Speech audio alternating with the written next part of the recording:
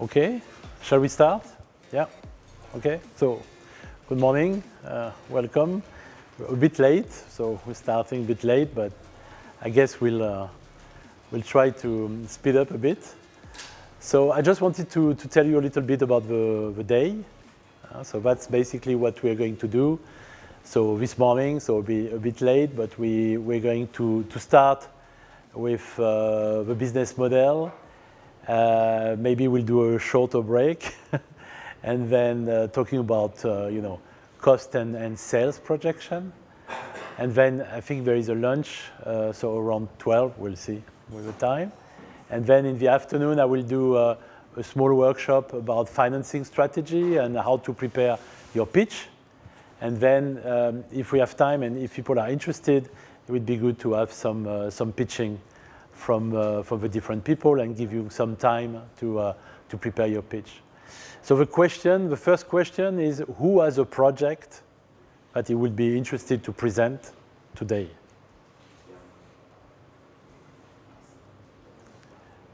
One, two, three, you're not sure, but okay. There, no? Four?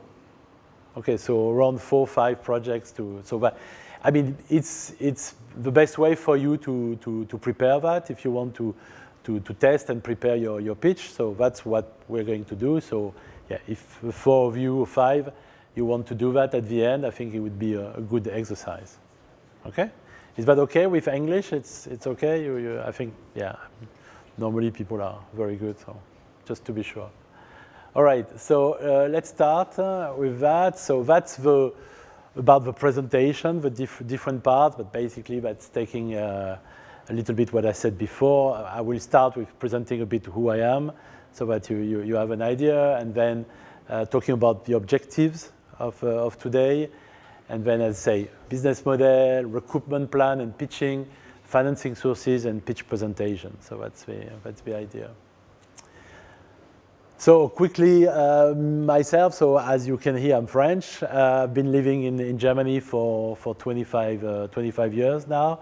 I'm based in Berlin. I'm coming from the film industry. I've been doing film finance for many years. I've moved, I've been doing also music project a lot, and still. And I've been moving to video game about 9 years ago now, where I started a new company specialized in also the gaming sector. So I know quite well the film industry, audiovisual industry, the music industry, and the gaming sector. So I'm doing this kind of cross-sectorial approach.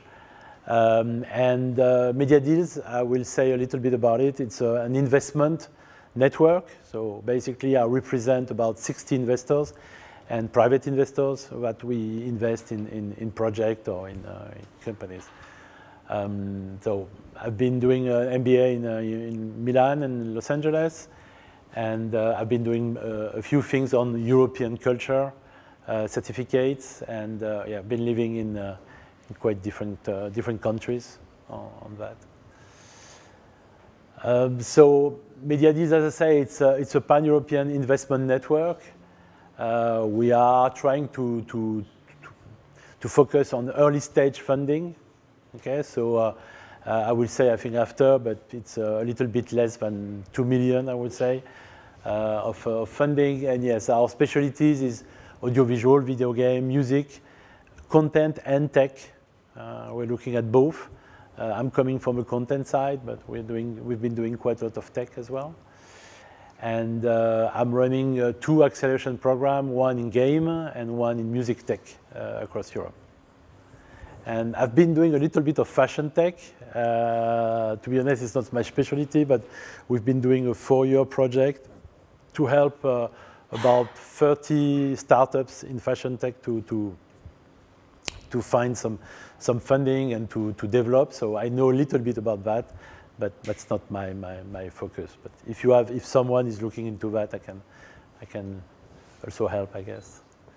Also I'm talking about music publishing. I've been doing quite a few deals in music publishing. So music publishing is about catalogs of rights, and I've been buying and selling quite a lot of catalogs of music publishing as well. So what we do at MediaDeals is we are working for entrepreneurs, so people like you, and for investors, so our network.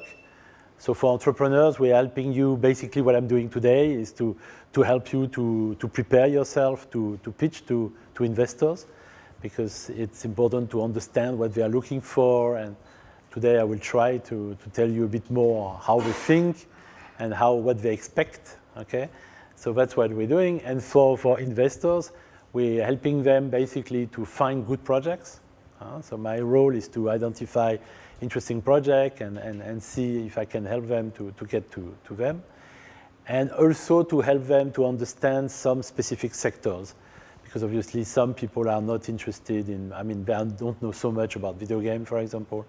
So we're helping them to understand what are the trends today, what could be interesting to invest in, and things like that. So we are working, in fact, we're working more for the investors than for the entrepreneurs. The entrepreneurs, I mean, as you see, we've seen many companies in the last 10 years, 15, 12 years, I would say. But most of the time, it's really investors who are pushing us to look for good projects. Okay? So I'm always interested to find good projects. It's not easy, as you know. There's a lot of competition, but that's basically what we are trying to do. And we are a member of different associations that could be interesting for you, especially the EBAN, that's the European Business Angel Network, where you have a lot of business angel and groups that could be interesting to look for projects, basically. Okay, now what we are trying to do, as I say, we're based in Berlin, but we don't work specifically to Germany or Berlin. We worked mostly, I would say, in Europe or bigger Europe. We haven't done anything in North or South America. We're looking at different projects in Africa at the moment, so that's quite interesting. As I say, okay, it's seed investment up to 1 million. We've done deals up to 1.5 million, so a little bit, but not so much. And yes, between 300K and 1 million is where we are specialized. And we have different financiers, as I say. I mean, the most actives are from the Nordics. So really Finland, Sweden, Denmark, Norway. That's where there's a lot of money, and all these people are really interested in international projects. Because also it's most of the time it's quite small countries, so they don't find always what they want, so they are interested in that. UK, I mean, as you know, there are many venture capital and business angels in UK interested in that. Something maybe you don't know is about Belgium. Belgium is very active in the creative sector, in investing. There are some tax support for business angel who wants to invest and make some tax reduction for them. So there is some interest. And then the government has created quite a few funds specialized in creative industries, where they do like matching between public and private. So Belgium is a small country, but very active in creative industries. So after you have a lot of countries like Germany, France, where there are some, not so much compared to the size of the country. Most of the main reason is that, especially France and Germany, you have quite a lot of support already, public support for projects. So it's sometimes private people don't see the need to invest because they see so much public money. And then, of course, smaller countries. I mean, again, the Netherlands is very active, for example, in publishing, because I don't know if you know, but they have a specific tax model for IP, for intangible asset, for IP, intellectual property. So if you place your project, your company in the Netherlands, you pay less tax on revenues from IP than other countries. So that's why Netherlands is coming there. The Baltic is a little bit like Scandinavia. There's a lot of money. For example, countries like Lithuania is where we have the biggest growth at the moment in Europe. So you have people with a lot of money, and they are really looking into projects, and also because Lithuania is so small, but they are looking for international projects. So there are some interesting things. And then, I mean, where it's a little bit more difficult is countries like Italy. I mean, basically south of Europe. is a bit more complicated. Italy is quite difficult. Spain, there are a lot of support from public money, and so a little bit of private. Poland is very strong on some segment, like video games, for example. I mean, they were very strong around the COVID time. Now, to be honest, it's much less. And countries like Austria are very, very limited in terms of, so it's not all the countries, but to give you an idea about our network as well. I mean, most of them, I say, come from Nordics. And then we have a few French, Germans, a little bit in Italy, Baltic a bit, and that's it. Maybe we just have asking you in terms of public money. I don't know. Do you have an idea about how much public money, for example, in video games you have in France? Any idea?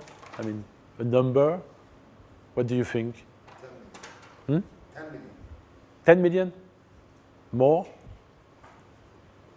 people. Sorry? 500 people. That's a bit too much.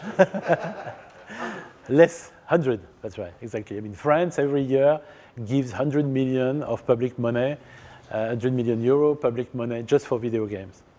And film is about 2-3 times that, so it's about 300 million for film. So it's to give you an idea. I mean, of course, it's kind of exception. You know, like Austria is less than 500,000 euro per year. Croatia is 400,000.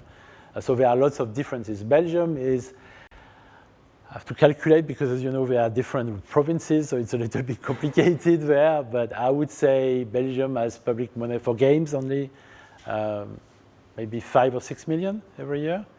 Film is about 5 times that, and private money is about the same, 5 to 6 million. Just to give you a bit of an idea on that. So there is something to be done with public and private money with these countries because they are looking for interesting projects. Of course, I will talk about it later, but of course they are interested to have some things done in the country. So to produce or to be based or to have a subsidiary there, etc. So, but there is still some funding, and I will not say it's growing, but it's at least it's stable. It's stable today. All right. So if you have questions, we're a small group, so don't hesitate. Ask me because it's easier like that. Okay, so I mean, in terms of objectives, I mean, I'm doing quite a lot of workshops like that, and I'm also a professor in different schools, in different countries, and very often I have to look at this idea of business model because people come with an idea, so we will see what idea you've got, and they have a business model in mind, but you know, sometimes it's not the right business model, or the business model has to change. So I'm interested to really understand the different business models so that you can really consider a bit what you're doing is right. Second, if you want to access funding, I mean, I think that's what most of you are looking for. You need to develop something that grows and that is scalable. This word of scalability is very important, and that's based on developing your project, on making sure that you have got the right business model to grow as much as possible. Okay, so this notion of scalability is very, very important, so to understand that. Then I would like to talk a lot about sales projection, about sales, because I see that many startups, they don't really talk about sales. I mean, they say, okay, we want to develop this project, we need this budget, we need this money, and that's it. And basically, people who invest in this kind of project, they are not interested in the way you do it and how much money you need. They are interested in sales. How many are going to sell? Who is interested in buying your project? And if you convince them that there is someone interesting to ask to buy your project, they want to know, okay, how much do you need to do it? Okay, but it's not the other way around.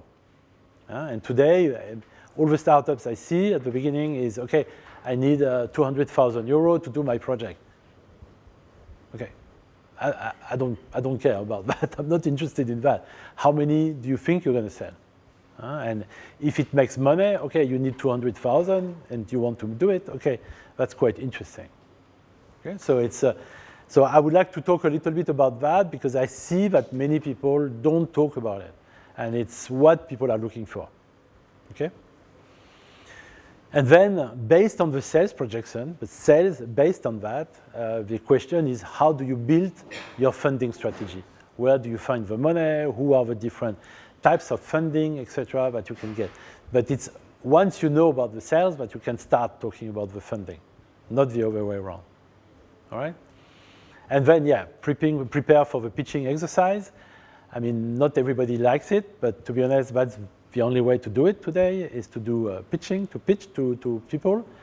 It can be very fast, a couple of minutes. It can be a bit longer if you have time. I mean, I would say today we're talking about around 5 minutes of pitching. More than that, it's a bit difficult. So it's an exercise you need to practice. It's not easy. That's why today I'm trying to see whether some of you can practice that because it's really a practice. The more you will practice it, the better you will be, and the better you will convince people. It's not something you can improvise. Okay, that's very important to understand. So basically, what I would like to do today is that through this information, that you reconsider a bit your approach.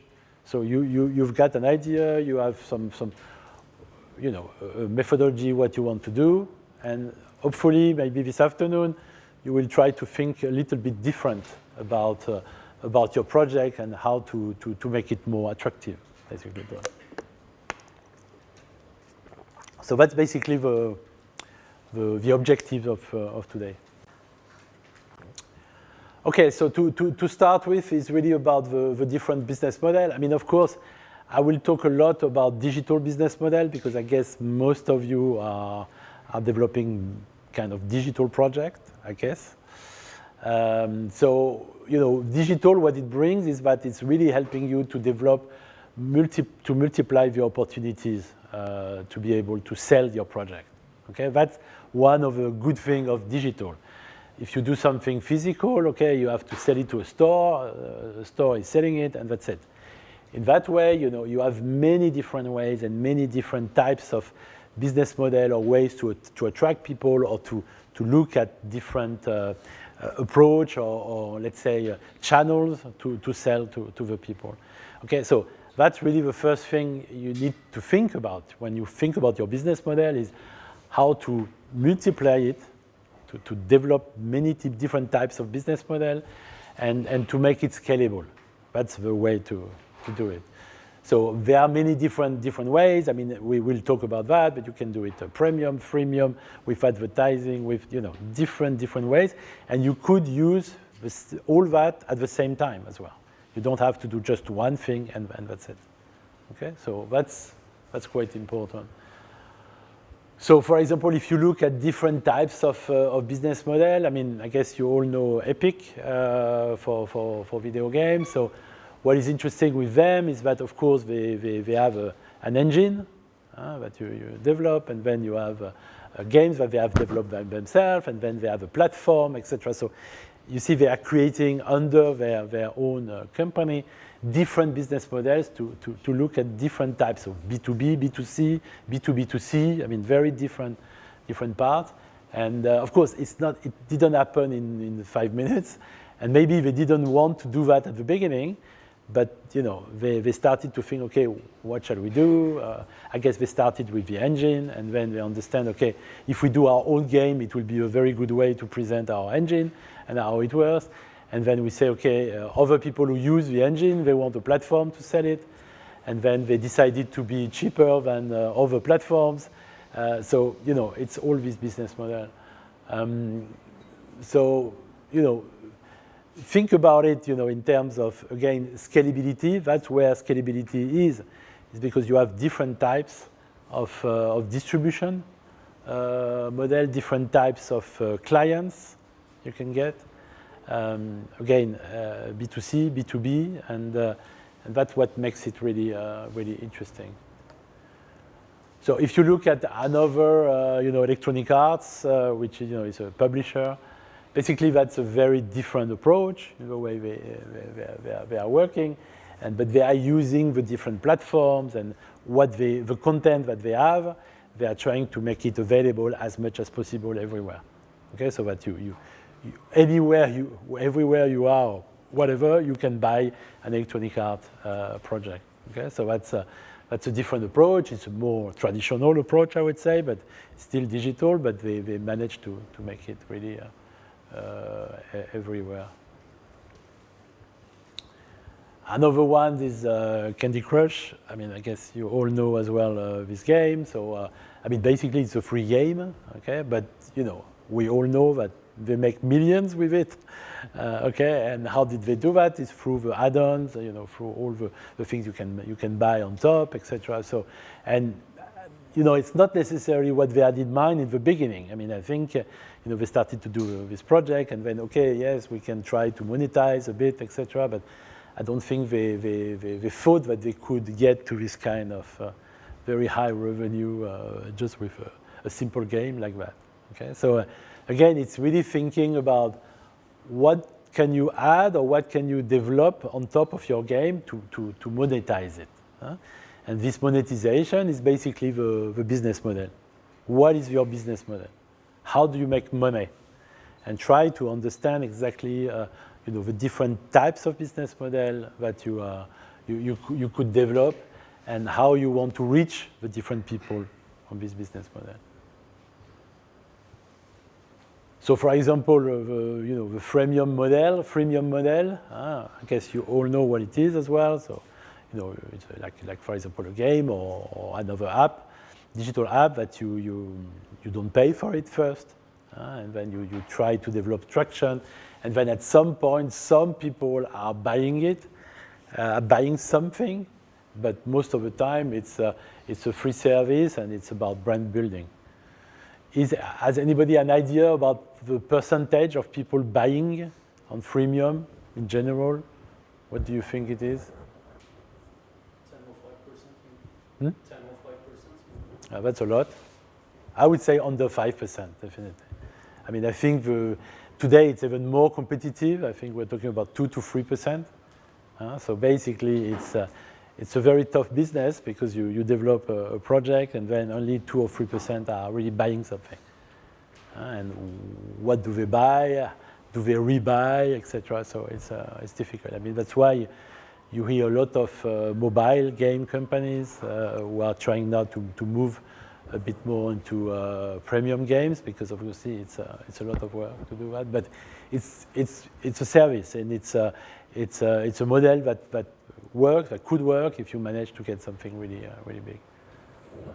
And it could be hybrid as well. It could be a bit of premium and then a bit of freemium, etc. So you can work on that. After you've got this type of business model, like the Google business model, what we call hidden. I mean, basically, you use Google and you say, okay, I don't have to pay something. There's no business model behind it. So, of course, there is a business model behind it in terms of advertising, using the data, etc. But you don't really feel it. You don't pay for it yourself, I mean, as a consumer. So that's something that is obviously very interesting, and there are more and more projects that are based on especially the data, advertising and data, where it's at the end it's transparent for the consumer, but the company is making a lot of money with that. Okay, so think about that as well. You know, what is the benefit to your customer, and how can you help them to pay as less as possible, because obviously that's what people want, but that you can make money with it. Okay? So, not easy. I'm not saying it's easy. I think to come to this kind of model, it takes a lot of years and brand, etc. But I mean, in fact, Google was not known when they started. There was really very unknown, and they managed to do that because it was something simple to use, free of charge, and that people just used it. Okay, so there are ways to do that. So it's really interesting to see that you see very different types between Electronic Arts to Epic to Google. you have very many different ways to look at that, and you can mix that as well. That's not a problem. I mean, it's not a problem, but you have to think about it. You just and maybe you have a first idea. Okay, I mean, many people today say to me, okay, I've got a project and it's a subscription model. Okay, it's nice, but people don't want to pay subscription anymore. Not so much, because there was a time for 10 years ago where everybody paid subscription for all the TV, music, etc. And people now are reducing that because it's too much, and also because you have a lot of competition free of charge that you don't have to pay for it. So think about that. Think about your customer and how to make it simple for them. So when we talk about mobile, I mean, basically that's what we just discussed, different types of that. And of course you can have in between a lot of potential, but these are the main one. I mean, it's the free model, so it's free, but you don't pay anything, but it's something maybe hidden on that. The freemium model, people don't pay at the beginning, but they pay after.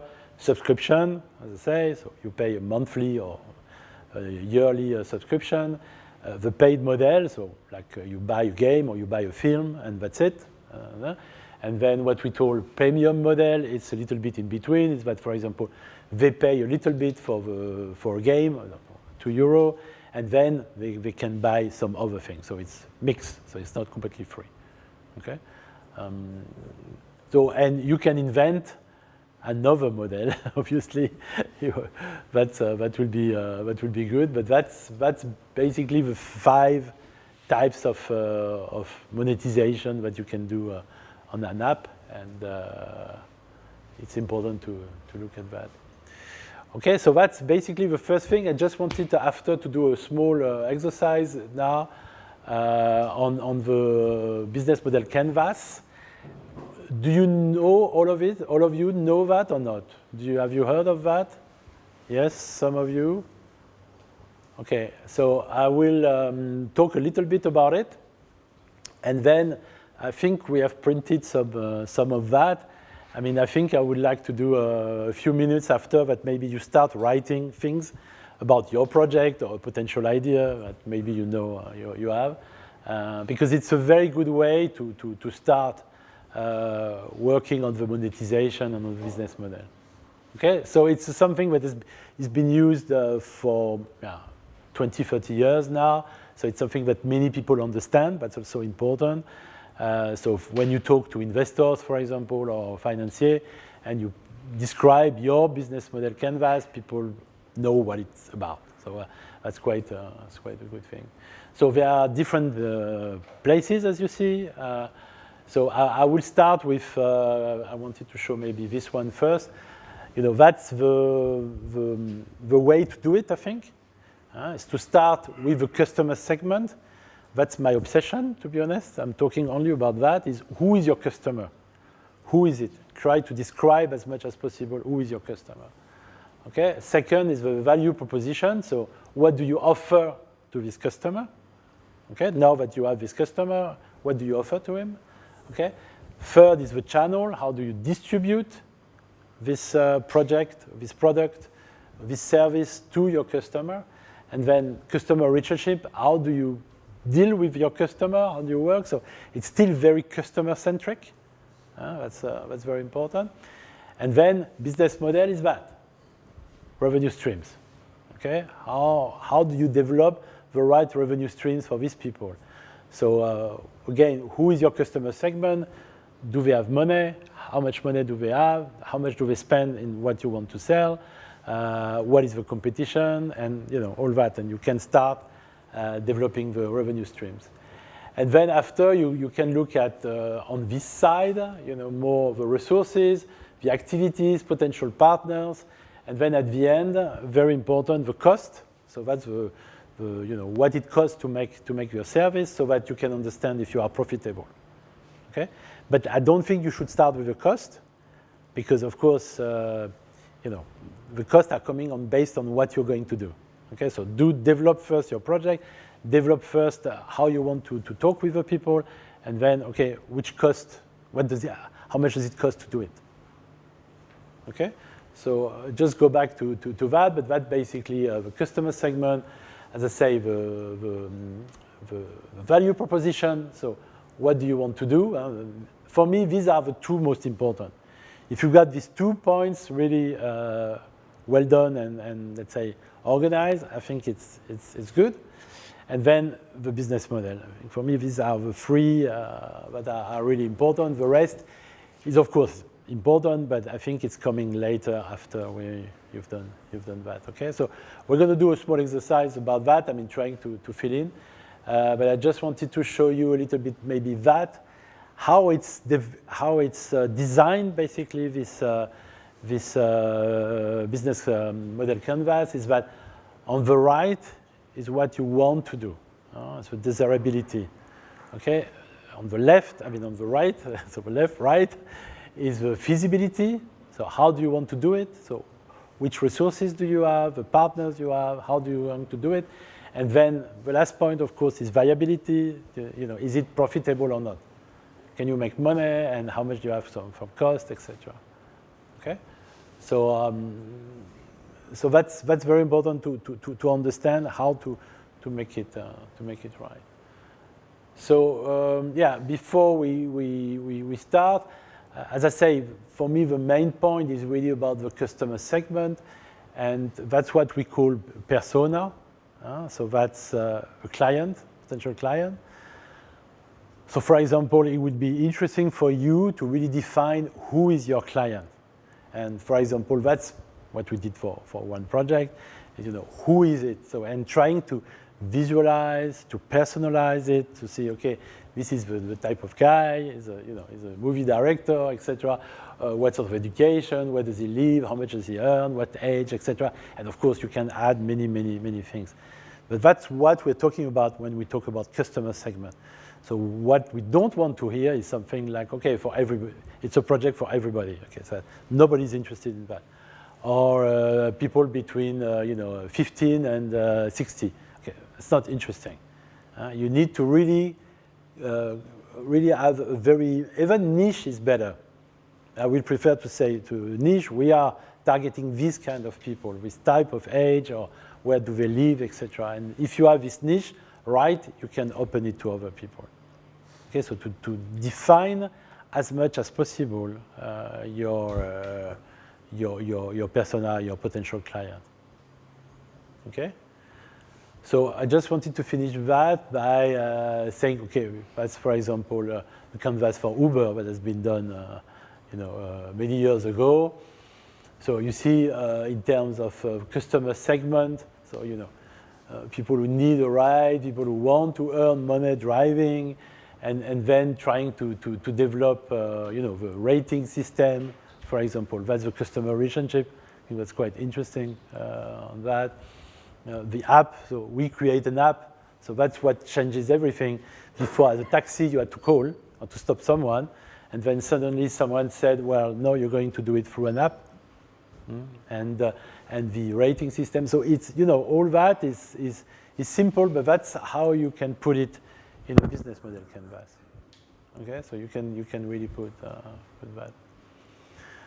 So I think I'm going to get, I've got some papers on that. So it will be good, I mean, okay, for who you want, obviously, but so if you have some project that you start, putting some ideas, I will keep that there.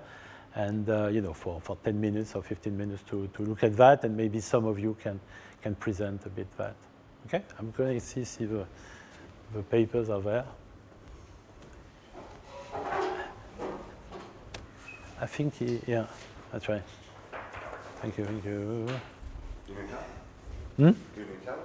No, I think that's okay. But I don't know if you have pen. I'm just thinking about that now. You have pens? Okay, that's good. Okay, so who wants to do it? Okay, I mean, everybody can do it. I'm just, I don't want to force anyone. If anyone cannot do it, so they can. Are we together? Okay. As well, yeah. Jij kan, kan je? No? Yes? Yes? Okay. Okay, yes? Now başladı 30 dakikamız. Okay, I thought there were more.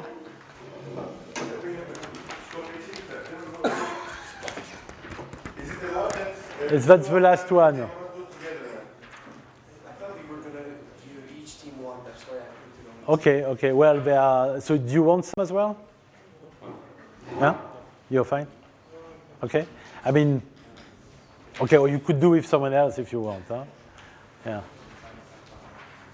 Okay. So let's do 10, 15 minutes. Try to put something, and then maybe a couple can just present. That would be nice.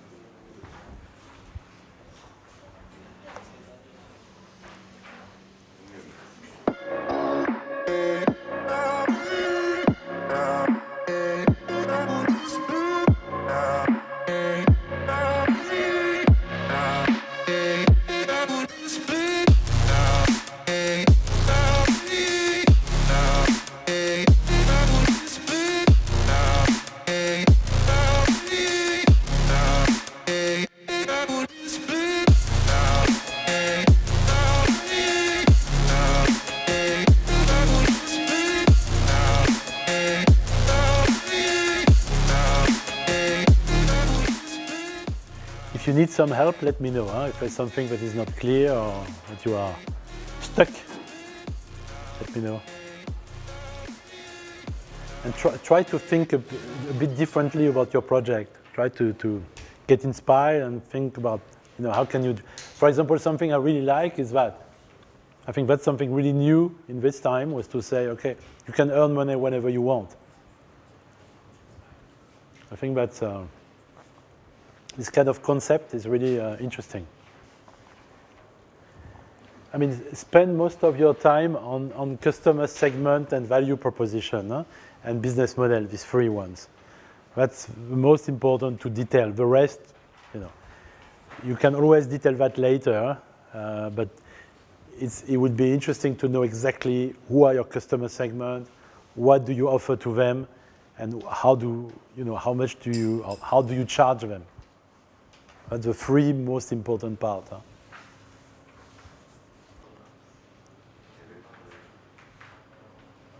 Okay, we're going to start. So, who already did this kind of exercise before? Not exactly like this, but in our project we all pointed out these headings in a different. Okay, but you didn't use this model. Not exactly. Not exactly this one. Okay, who else? There was someone else. No, you. Yeah, you did. You already did something like that in the past. Yeah. For this one. Yeah. Okay. Okay. So, who wants to talk to us to present a little bit, and especially, as I say, customer segment, value proposition, and monetization? Yeah. Okay. Come here. A few words, and as I say, the 3 points.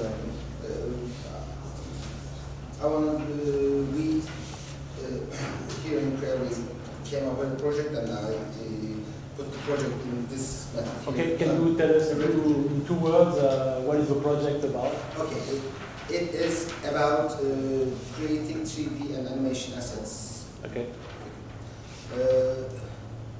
Our customer segment is game, especially indie and general game developers who buy 3D and animation models assets. Our value proposition is here that the asset systems right now, or the bundles, are very limited and focused on a narrow range. Our proposal is create a wider range of assets due to using a system we created for another big project, that is a fantasy role-playing realm that has been created in creation for about 25 years. Okay. And it was in beta testing for last 5 years. And another project line will be coming up for that, for its publishing in tabletop games and computer games. But we use that system to create an asset system for our models. We included all races. There are 11 races in that. All the genders, the adventure classes, and also the workmen. All businesses, common businesses in that asset tree. So we will create a complete asset base for each commoners, royals, adventurers, and stuff, for all races, for all businesses. And then our projection is that to create a system, our own selling platform that will be pulling customers from the normally existing online asset markets, that will give them the opportunity to adjust their bundles to customize their asset packages. Okay. For this, the first approach is to start first approach, we will create a team of 3, actually 4, including myself, for example, for the writing purposes, because I'm the writer of this realm. 3 that will be actors and an editor. With the mock-up setting, we will start creating 3D models. And then, first of all, we use the online markets for the selling, and we will follow their rules for the customer services.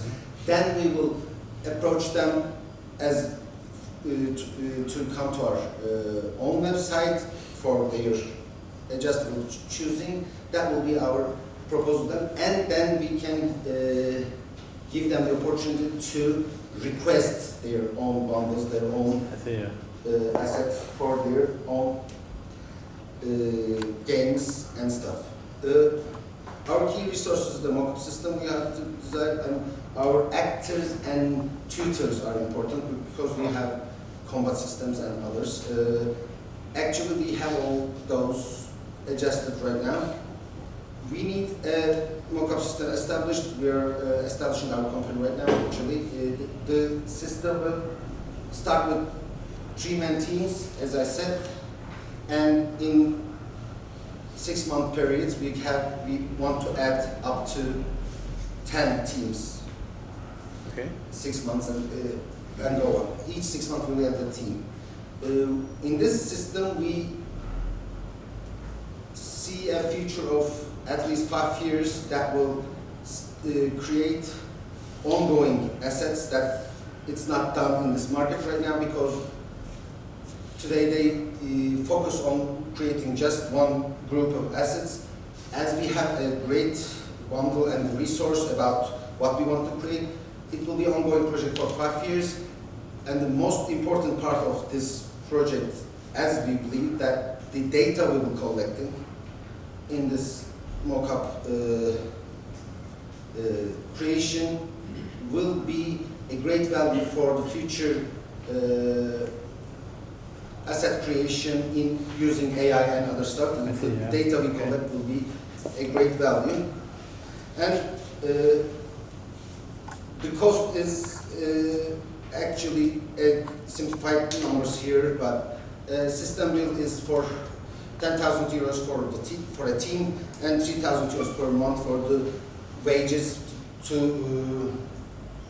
during the creation period. But the creation periods for the package vary, so we don't know if it's going all year round or not.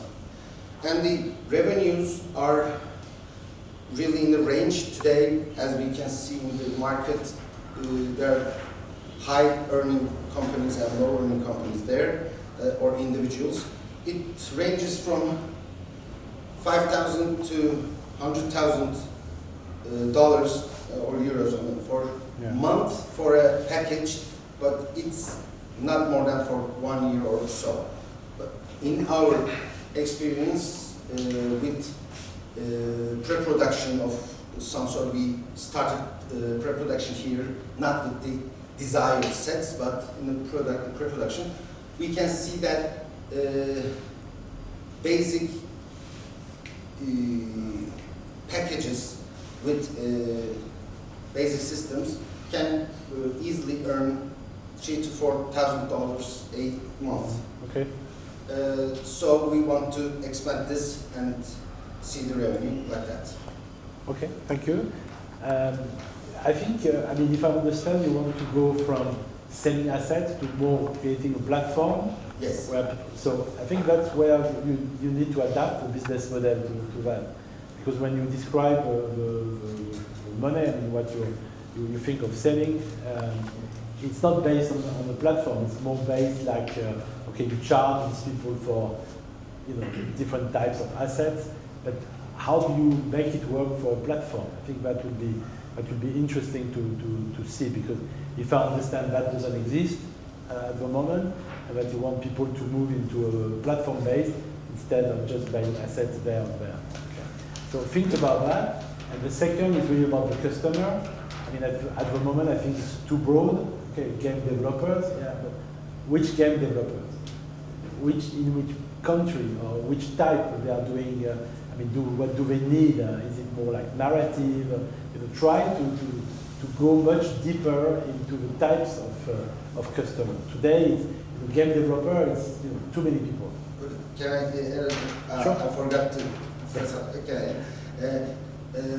We are focusing on mainly, as I said, in the developers that are trying using RPG type of games that are in need of assets. Okay, so that's already a better thing. Yes. You can still go a bit deeper Sure. into that. But And it's a one good way. point I must add, sorry, the platform approach will be based on our social media publishing. We will use these assets as based off a social media campaign that will be using these 3D assets as in social media movies and the podcasts and everything. They will be all digital assets so that it will be publicized as such. Yeah, so that's a customer relationship, how to get to that. Good, okay, thank you. Thanks a lot. So who else wants to give some, yeah, please? I mean, you don't have to go for all the details, maybe just, as I say, the customer value and revenue, whatever you do. I will say in short way. Yeah, okay. Our project is a motion detection system with a webcam. Okay. You know, there are Kinects, like specific hardwares to do this, but we are developing the method using this webcam. I see. And our products will be games, interactive games. Okay. First of all, our business is divided with B2B and B2C. In short term, we are focusing to B2B and then people. In indoor playgrounds, manufacturers and owners are first customers to sell these assets. Then we will sell, we will target children and adults games in children, normal PC games. And our main tech is motion detection system with a webcam. We are showing, we are seeing our project, our product is cheap spare parts. Our webcam is not working, but you can change the webcam. And also, if you want physical entertainment experience, any PC can launch this game. You can play this with our PCs, computers. To do this project, you should create the development parts. There is two parts. First one is developing the camera technologies to detection the motion, and the second part is creating games. And also, for a key activity, marketing parts with manufacturers, indoor playground manufacturers, and digital marketing for game stores. Our key resources are developers, game markets, and B2B network for sale part, and also finance part. Key partners are indoor playground manufacturers, investors, and game markets.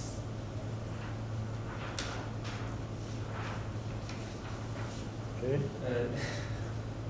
To reach the customers, our channels, there are two parts. Indoor playgrounds, I think so. I should say the revenue streams. We are selling license for B2B parts. We have a software with 3-game and core technology. This is the first way to sell for indoor playgrounds. Then the second part is the game markets, game selling in normal way, like Steam or some digital game markets. Our cost structure is simple. We need employee, we need marketing prices for fairs and digital markets, and also legal fees are cost. That's all. Yes, good, thank you.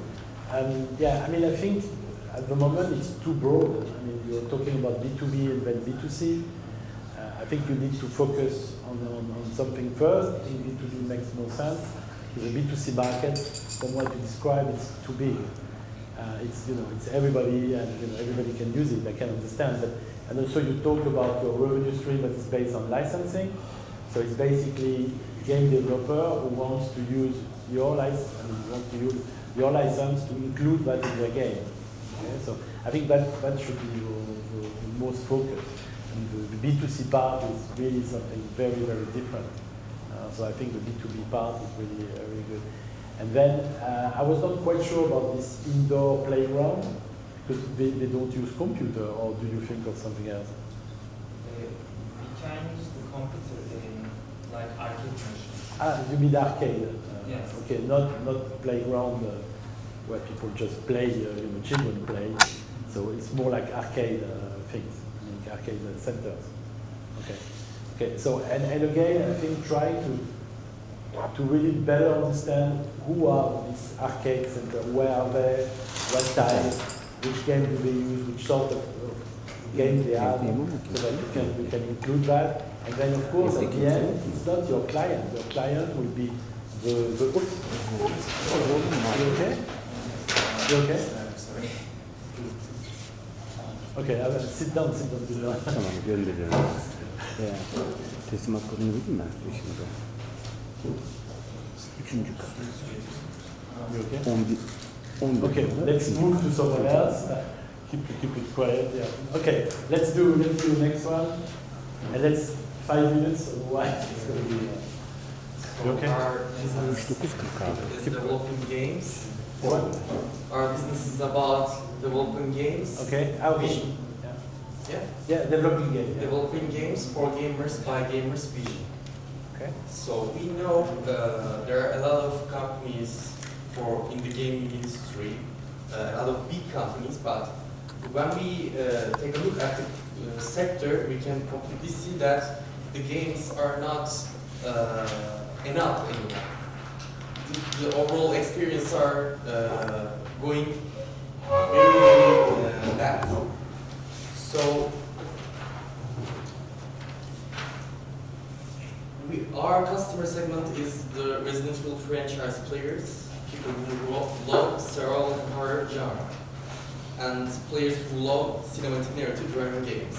This our business that is completely oriented to create narrative-driven games. So we are to value proportions. I forget the numbers. So our value proportion is mixed both combat and stealth gameplay. We are giving players to choose combat and also the stealth, which is not a normal thing in the genre. So a brand new perspective for genre. This is a brand new perspective. So we are creating narratively rich games, completely dynamic difficulty modes, and usage of next-gen techs. The technology is upgrading itself and developing itself day by day. So it is so important to integrate the next generation technologies into our projects to actually upgrade give the best experience ever. So we are using we are integrating next-gen technologies in our game. So at channels, we are planning to release our game in PC and console, in Steam, Epic Games, Microsoft Store, GOG Store, at the console side, PlayStation Store and Xbox Store. And we are going to be actually releasing some physical editions, like Collector's Edition. We are planning to sell them in the Europe side. So at the revenue stream side, we are going to be a pay-to-play game. So it's a premium model. So players can pay the cost and play. And we're going to be releasing the digital downloadable contents and also physical edition sellings.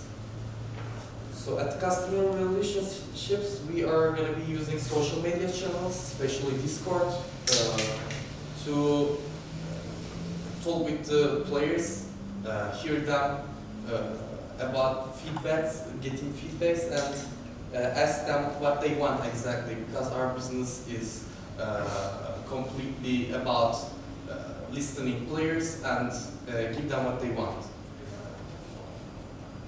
Our key activities will be marketing, releasing new IPs, expanding operations, and hiring new team members to expand our operations worldwide.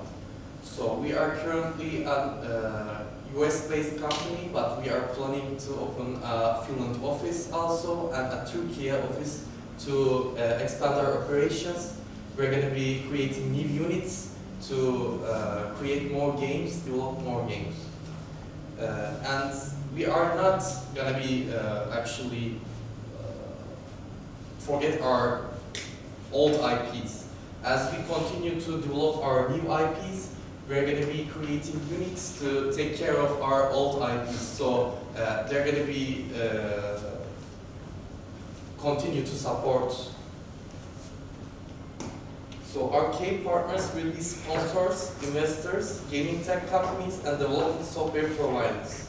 At the actually development software provider side, we are currently working with NVIDIA to integrate the next-gen technologies like RTX, DLSS, and kind of AI experiences.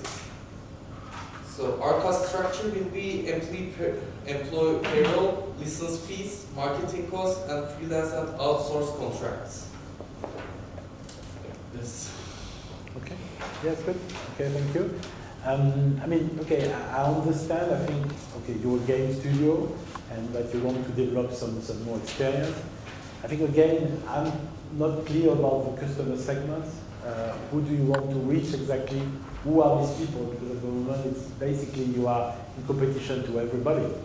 If you are on all you are a premium game, so you are on all platforms. So how do you make you different from the other one? I mean, of course, when people buy your game, they may see that the quality and the experience is different. But okay, how do you present that you are very, very different, and to which type of customer segment you want to start with? You know, I mean, you could say you want to target first, I don't know, influencers or people like that, and will explain why your game is different. Okay, but I think this is at the moment it's too broad. It's like, okay, you know, we have a premium game and we have something better than the other ones, which of course, you know, people need to decide on that. But you should try to understand, okay, who are these people you want to target first, to make sure that people understand that you have something different. So as I say, to be some specific Yeah, in yeah. the customer segment, That's right. as I say, the big game companies are not creating, developing games for players. They are actually creating games for money right now and creating live as a service games to take players and take their money. Yeah, sure. So, what do you want to do? at this site, the players are actually start to play the indie games. Yes? Because indie games are created with passion for players. So our customer segment is the little The people who are little interested people in the game. actually playing indie game. But there are millions of them. You know how many indie games are there every year. There are thousands and thousands new indie games. So which people in these people who like indie game are you interested in? That's what you need. I mean, you are competing against thousands of indie games. And this indie gamer, they are everywhere, they don't have a lot of money, and they have so much choice. So how do you get to the right? So That's the big question. That's what you should really work on, is really understanding that. Because what you propose is nothing new. I mean, except to say, okay, you want to give a better experience, but that's what every indie game studio says. I mean, nobody says, I don't want to give an experience. They all say the same thing. Okay, so what makes you different, and how do you want to reach the right people for you? Again, I mean, as I say, this customer segment, you know, the three examples we saw, you are just at the beginning. You are just on the top. Okay, we want to reach people who like indie games, but you need to go much deeper on who are these people exactly. Or on the other project we saw, okay, try to put names on these people. Try to put the categories, who they are, where are they based, what sort of budget do they have. I mean, like an indie gamer, how much does he spend per month on games? You should really look into that. So does it fit with what you want to offer? Okay. So thank you. Are you feeling better? Yes. Okay. No. It's a bit warm here, to be honest. Shall we open the air conditioner? Maybe. I mean, I don't know what you think, but I find it a little bit warm. Okay. I mean, I'm always first. There's a rain. There is something. I think we're going to stop there. I know that someone maybe, or you had a question, or did you want to? I think we're going to move. Otherwise, it's going to be too late. But as I said, after we're going to do some pitching, so you can always use that to do in the pitch. Okay. Thanks a lot for the. And I think it was a very good way to present a bit the problematic. And again, focus really on customer segment. What do you offer to these people, and what is the business model? And I think, I think what you described, the three of you, it's really start. Of course, you have 15 minutes to do it, but it's not enough. What you describe is not enough. People want to know more details and going deeper. So more, not details about who, etc., but really what sort of people are interested in your business and how much do they spend. Okay? So anyway, we're going to do a very quick example, exercise after. I wanted to talk to you about one very simple thing that we discussed, but it's the general business strategy that you can find. There are only two business strategies for anything you do in the world. is either, so that's the example of game, it could be for everything.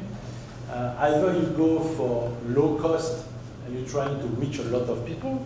So the extreme is, okay, it's free, so you reach, or you go for premium games or something that is more value, better service, okay? And people pay for it, pay a higher price for that. That's basically the only two ways to make business today. So what I wanted to do is maybe think about it 5 minutes, and that you give me some example of companies, so not just in games, in anything, cars and whatever you want, who are from each of the strategy. Who do you know that is in low cost and strategy, and which one is in more like high value strategy? Okay? So think about that, and yeah, I'll ask a few people about that, because that must be also very clear in which direction you go. So think, not game, I mean, it doesn't have to be game. Just think about any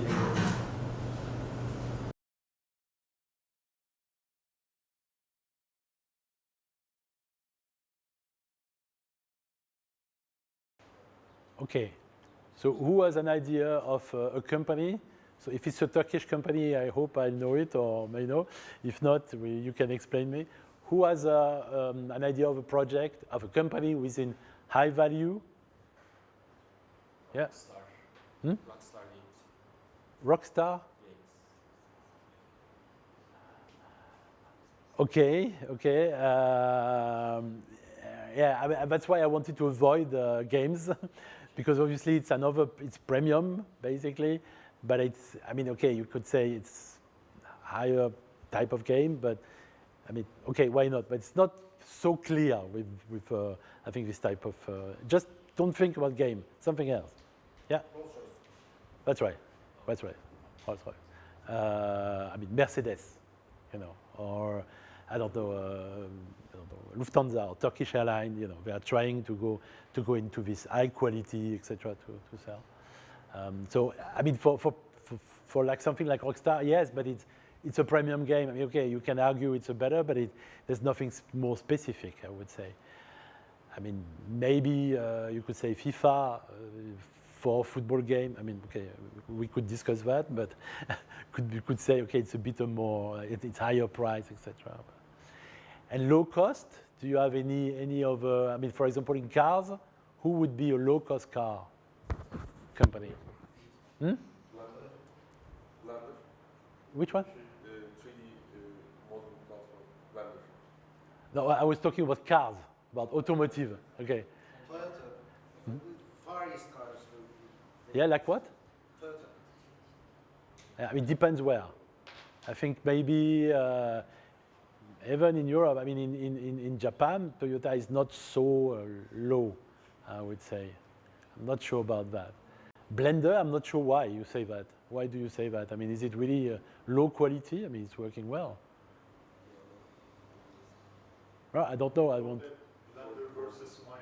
Yeah. Okay, yeah, no, I mean, okay, but it's still in the same type of project. I mean, okay, it's a little bit like this Rockstar thing.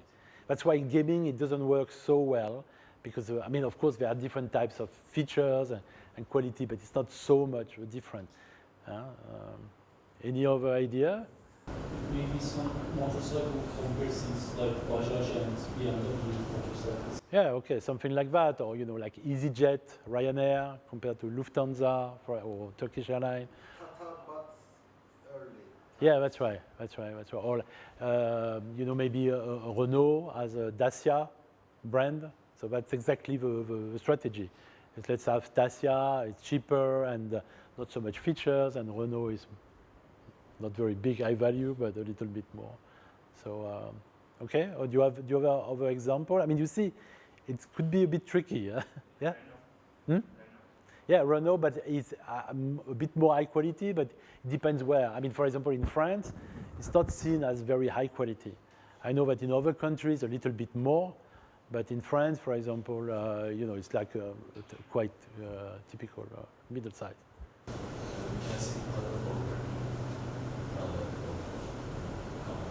Yes? Prada, yeah, of course. I mean, all the luxury thing, but it's a bit too extreme in a way. You know, I mean, of course, all the luxury brands are in this high quality, high value, but sometimes you can discuss the value. I mean, you can be very expensive, but there's not much behind it. So that's why it's a bit. Now, I think the best example is this kind of, Mercedes, Dacia, Lufthansa, EasyJet. I mean, this kind. But these are really, I mean, just to be very clear about, these are really the only two strategies that you can do. Either you want to be a bit more expensive and bring high value, high features, things like that, or you want to be cheaper and less featured, but you want to reach more people. It's a different business model, and you need to. Of course, there are many things in between, but you have to choose from the beginning where do you want to go. Do you want to go in offering high value? For example, I think your project is more into that direction. But how do you do that? How do you present that? So like you said, you want to offer all the different types, etc. So you offer very high quality, etc. So, but you have to go in that direction. So in terms of platform business model, what does it mean as well to do that? For example, just by saying it, maybe there is a problem by saying we want high quality, but we want to do it on the platform, because based on platform, you will have to have some very average prices because of platform. So maybe for something very high level on what you want to sell, these assets, maybe you should go for packages that are much more expensive and very personalized to companies instead of going into platform. You see, because in platform, you will have to create subscription models, and then you cannot personalize that. Okay? As if you want to go in that part, you want to have something more and more personalized. Okay? So think about it. But you see, just by saying it, I was thinking, yeah, if you want to go, it's difficult to be on. I mean, for example, a subscription model that is quite high value is Netflix. Okay? I would say. But why is it looked at as compared to Prime or to other that are not so high level? Is because they have created their originals. You have films that you can only see on Netflix. Okay? Yeah. Can we consider the starting point of Netflix as a masked volume business because it was cheaper? It started like that. Exactly. Is it a viable strategy? For example, when you're talking about my that's right. I talk about that. Yeah, exactly. I think that's exactly what you described, starting there and there. And you're completely right. But why did they do that? Is that they say, okay, if we continue like it is, we can only charge €5 or €7. And if we move into something more high value, we can move now to 12, 14 euro per month. Okay, but that's exactly, so I think you understood it. That's very good, but exactly. And to do that, they created this original. That's the way they do it. But for example, in music, it's very difficult at the moment for the different channels, different platforms to do that because everybody offers roughly the same thing. Spotify, Deezer, Prime Music, Apple Music. I mean, it's roughly the same thing. So they have difficulties to differentiate. I mean, of course, some have added things like audiobooks and podcasts and things like that. But it's more difficult. But in film, it's easy. I mean, it's easier. It's not easier, but it's because you cannot get everything like in music. You always specialize in that. But Prime from Amazon is more like there. You can get everything you want, and it's cheaper. You can buy it for €2-3, or if you are a member of Amazon Prime, you can get it for free. And yes, Netflix, there's no choice. You have to pay, and now you have to pay a lot, but you get something else. So maybe you're going to stop your Amazon Prime subscription just to keep that. Okay? So it's very important to understand that because that's how you develop business model and you target the right people. So Netflix targets people who want to see new project, original project that they don't see somewhere else. Okay, is that clear? So I want to insist on that because I think we forget a little bit about that. That's really the basic of business strategy. And if you understand that and you think about your project like you just did, for example, I think that's a good way to do it. Okay, so I'm going to do the second part of this morning, but I'm going to go a bit quicker. So I wanted to show you very quickly. I hope the internet will work. I don't know why. Let me see.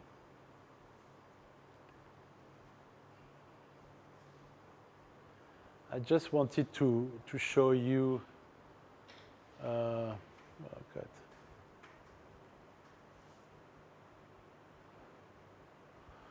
Just to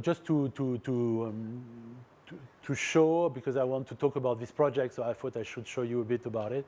It's a game that we co-produced a few years ago, and I wanted to show you some numbers about it. So I thought it'd be good that you see it before. So it's a premium game.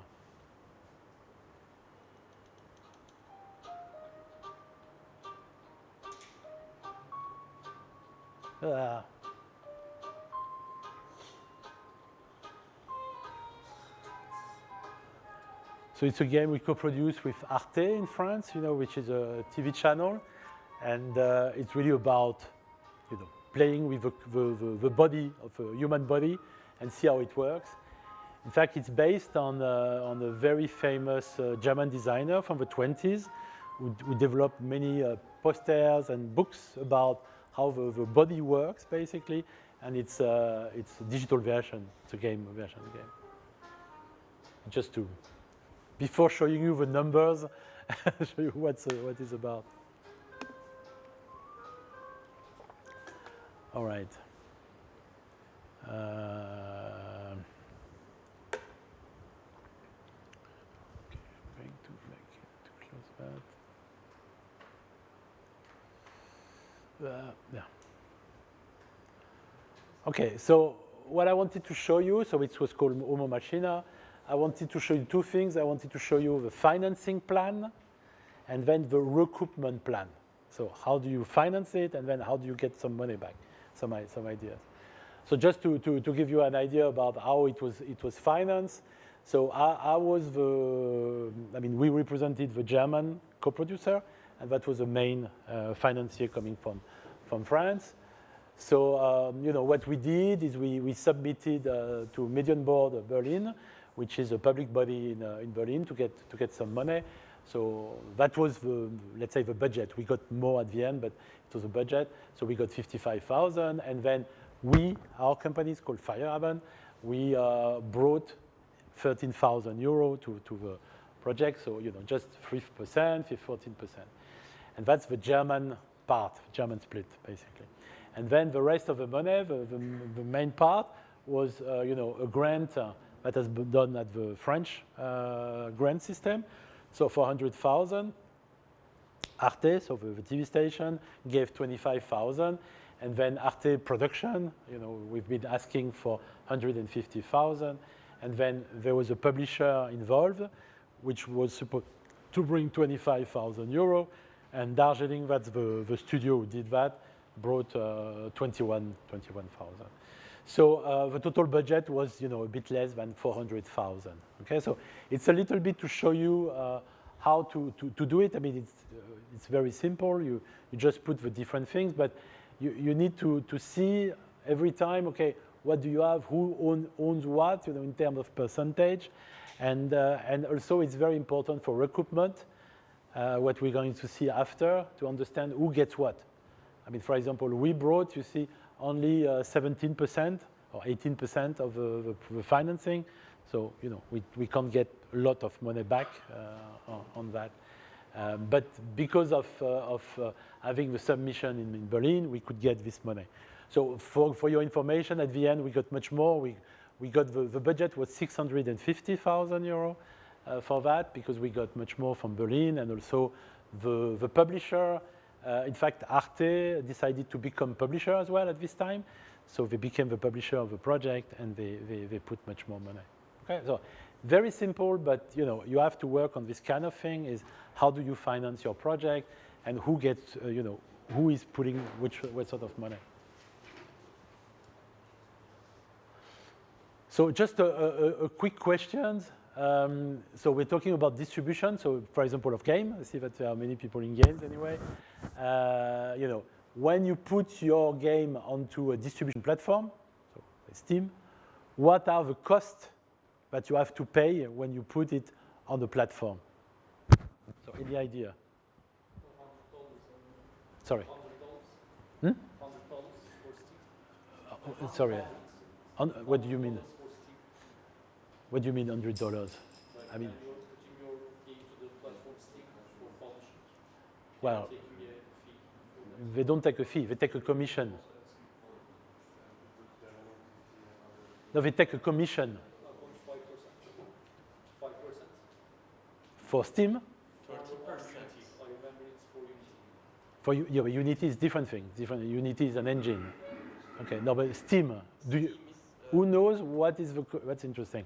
Who knows what is the commission from Steam? 30%. 30%. That's very important. I mean, it's 30%. It's a lot. Okay. So Epic is less.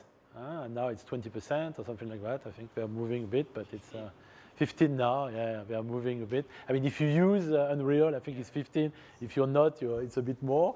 So, but there are other ones that is less. But yeah, it's important. Steam is 30%. Okay. So what else do you have to take out from the money? So you get let's say 100,000 euro. So you take out 30% from the Steam, and what else do you have to take out? Taxes. Yes. What sort of tax? I think 15. Yeah, but what sort? VAT. Huh? It's VAT. You have VAT as well here. Yeah. So you have to take VAT. So it's 15% here in Turkey. 18. Okay. So 20. Yeah. So 30%, 20%. Huh? And then what else? If you have a publisher, he's going to take a share of that. So how much do publisher take? I mean, it depends, but average? Any idea? Around 50 or 70, generally. 15? 50 or 70%. 50 or 70%? Okay. That's a lot. That's a lot. Yeah, I mean, it's between 30 and 50, depends on the project, etc. So, you see what I'm trying to say? Is that you have 100,000, you take out 30% for Steam, you take 20% VAT, and you take 40% for the publisher. It's not much that stays for you. Okay, so premium game, you see what I mean? It's not much. Okay, so I'm going to show you a little bit what it means. So I wanted to show that in an Excel. 2 seconds.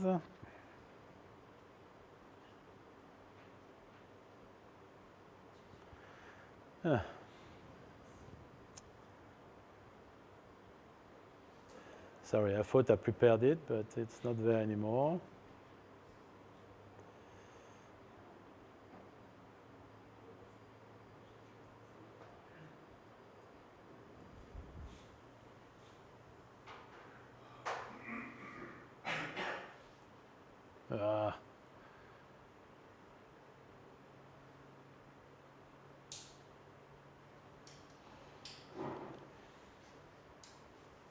Can you see it's okay, or a bit bigger now?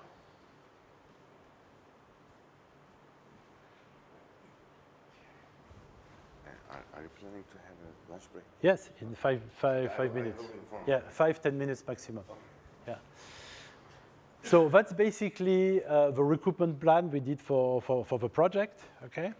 And so, okay, it's a mix of German and English because it was done in Germany. But so what is important to do is to do different scenarios. So you have a base case. So that's, let's say, the normal case. You have a base case, and you have a low case at the back. Sorry, it's not very...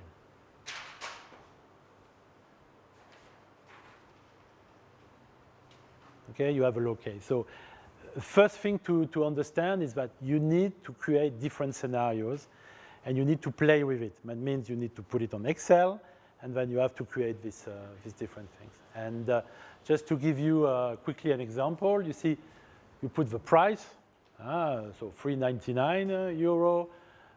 You put the number of downloads, okay, and then you put minus VAT, minus the platform commission, minus the publisher commission. Okay? So in that case, you see the download for 300,000, you get this revenue. At the end, you get 52. I mean, that's the maximum you can get. Okay?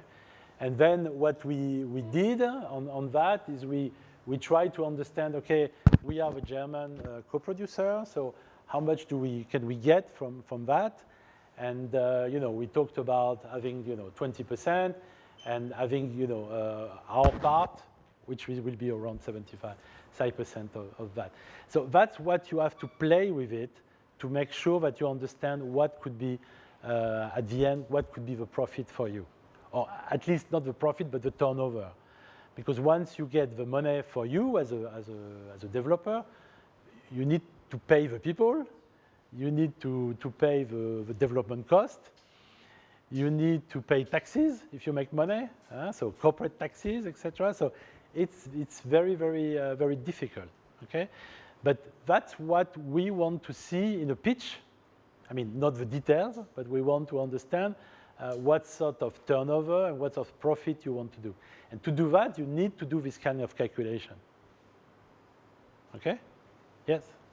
When we are making calculations, creating scenarios, if we are putting our projects more than 3 platforms, like we are planning to release our game in 6 different stores. Yeah, sure.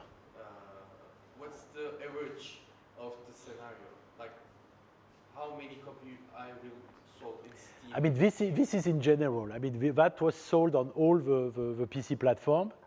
So that was the general thing. But of course, you can do it platform by platform because it's different types of thing. But you can do that, obviously, and it's good to do it. But that was just a general one.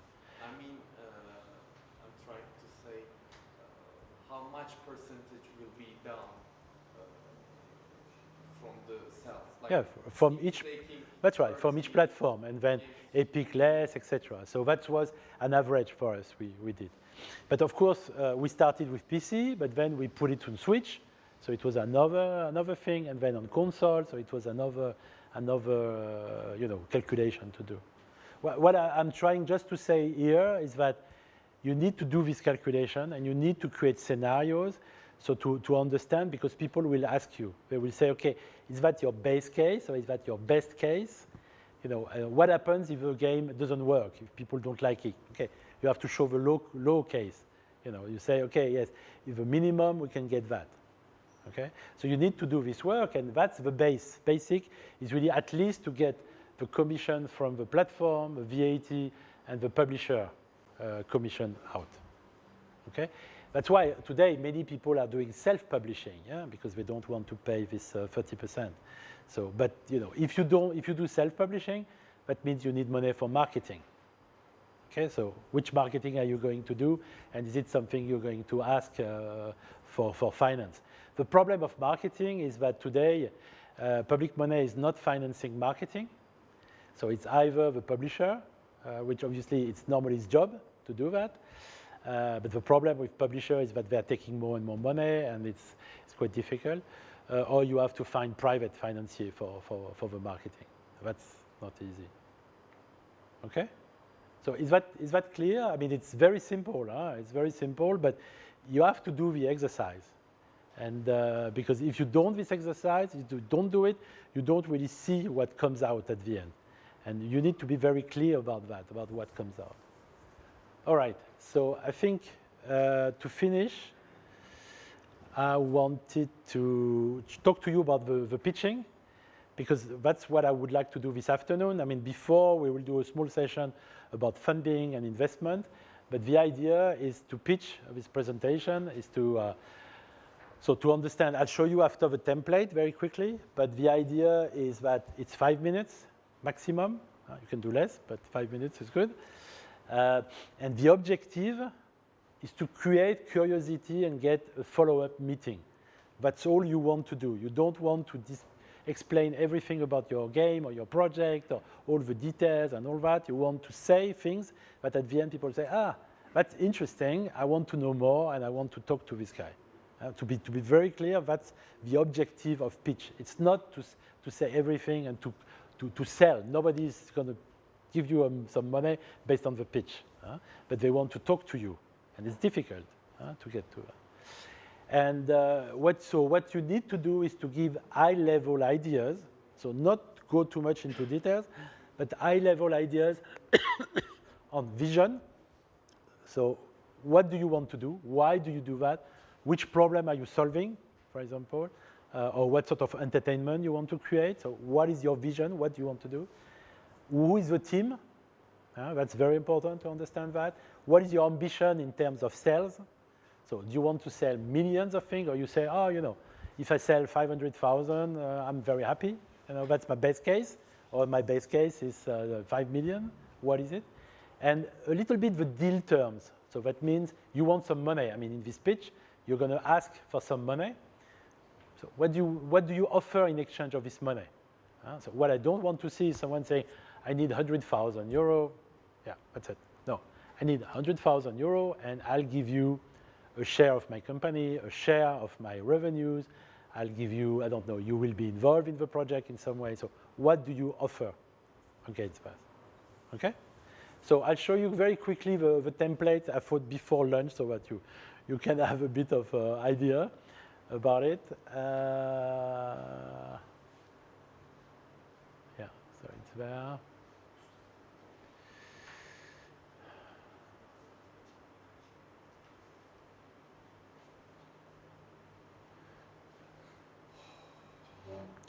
Okay, so that's basically you know, how to get the message across.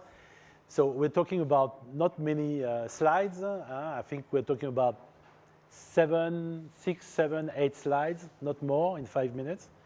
Okay.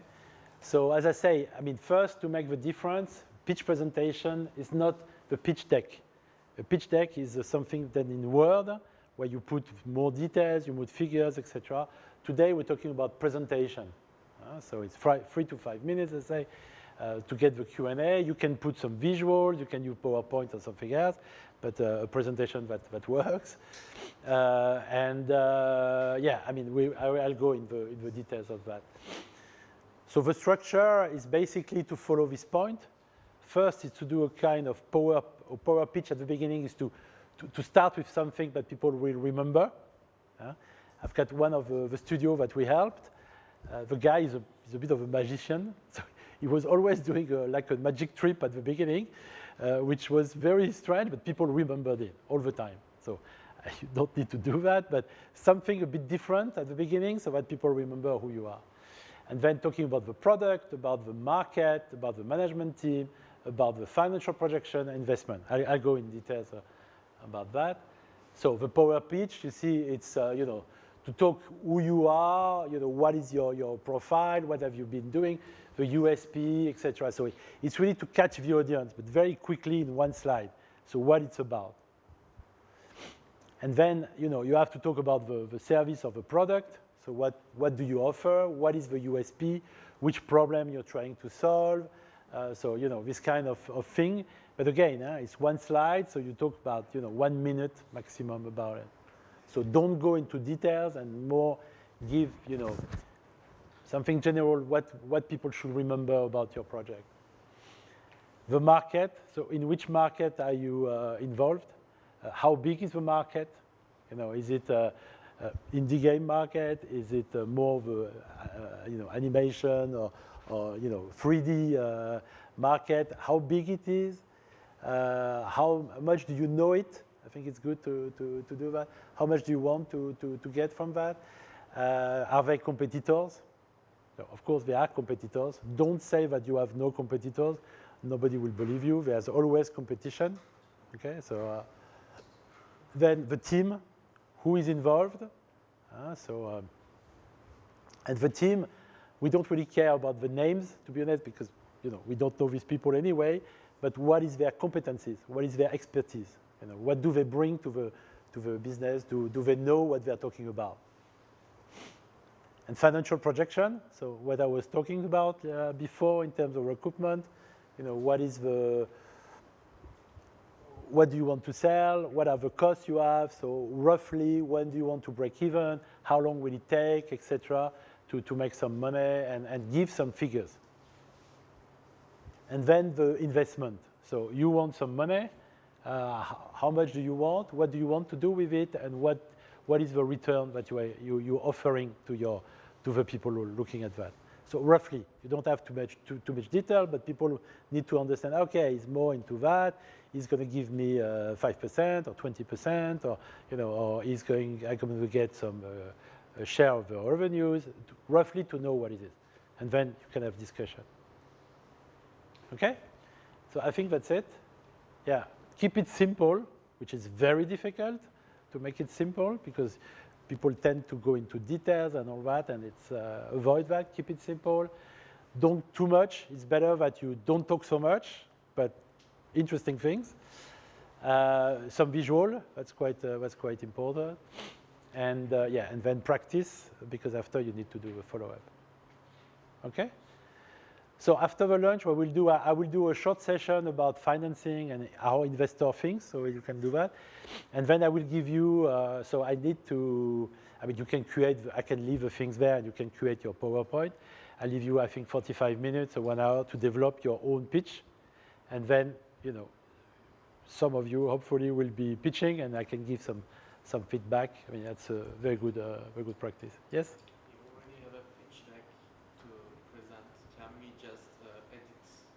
Yeah, sure. The idea is that it's useful for you. So, if you have already something, you want to adapt something, but, we are talking about pitching to investors today, not to publisher, to investors. So if you want to change things a little bit about what do you offer in terms of money raising, that's good. All right, questions or it's all clear? So let's see, let's, 45 minutes for lunch or something like that. Good, thank you. Very welcome to Ankara. It's really nice to have you back here. So could you please tell us a little bit about yourself and what you do? We've known each other for a very long time now, but some of our participants have met you for the very first time. So we would like to know more about you, what you do in your personal and professional life. Okay, so my name is Thierry Bojard. I'm the CEO of Media Deals, based in Berlin. It's a pan-European investment network focusing on the creative industries, focusing mostly, I would say, in music, in video games, and audiovisual sectors. And we are basically helping entrepreneurs, startups, to get ready for private investment and to develop, let's say, public-private strategy as well in funding. And then we're helping investors to better understand the sector and to find some good deals in the sector to invest in. Okay, excellent. So as far as your observation goes, what do you think projects on a general scope need the most? Well, I think based on this morning workshop and the first reaction and the first little workshop or let's say exercise that we've done, I think yes, the participants maybe lack a little bit of information about their customer segments to try to really detail about exactly who they want to target. And linked to that, of course, what is the business model, the monetization approach to get these people to pay for the service. And I think for many people, they have something in mind, of course, and it's good. But I think what I'm trying to do today is really to see if they can think a bit out of the box and reconsider a little bit what they have been doing, because they need to go for new, more maybe disruptive, innovative business model, because everything is so competitive and so many people are trying to achieve that kind of things. So to reconsider that and try to understand, okay, how can I approach that and how can I make my project more scalable and also more attractive to private financier. That's what we're going to do this afternoon, is really to focus more on how to present a project that could be attractive for private investors. Okay. Sorry, one step right, please. Okay. Ben devam ediyorum. Sen devam et. Okay, excellent. One last question for you, Thierry, for today. So, as far as your observation goes regarding today's workshop, you've said a lot of things. What do you think about the projects themselves? Do you think they're good projects?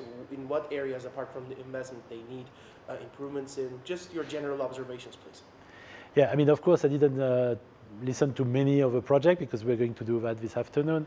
But I think there are some very interesting B2B, I would say, tech-based projects. I think maybe the access to market, to understand how they're going to approach the market. So beyond funding, I mean, of course, they need funding to do that. But I think maybe it's missing a little bit a go-to-market strategy on exactly how to get to the right people. So I think that's maybe something to focus on with the participants.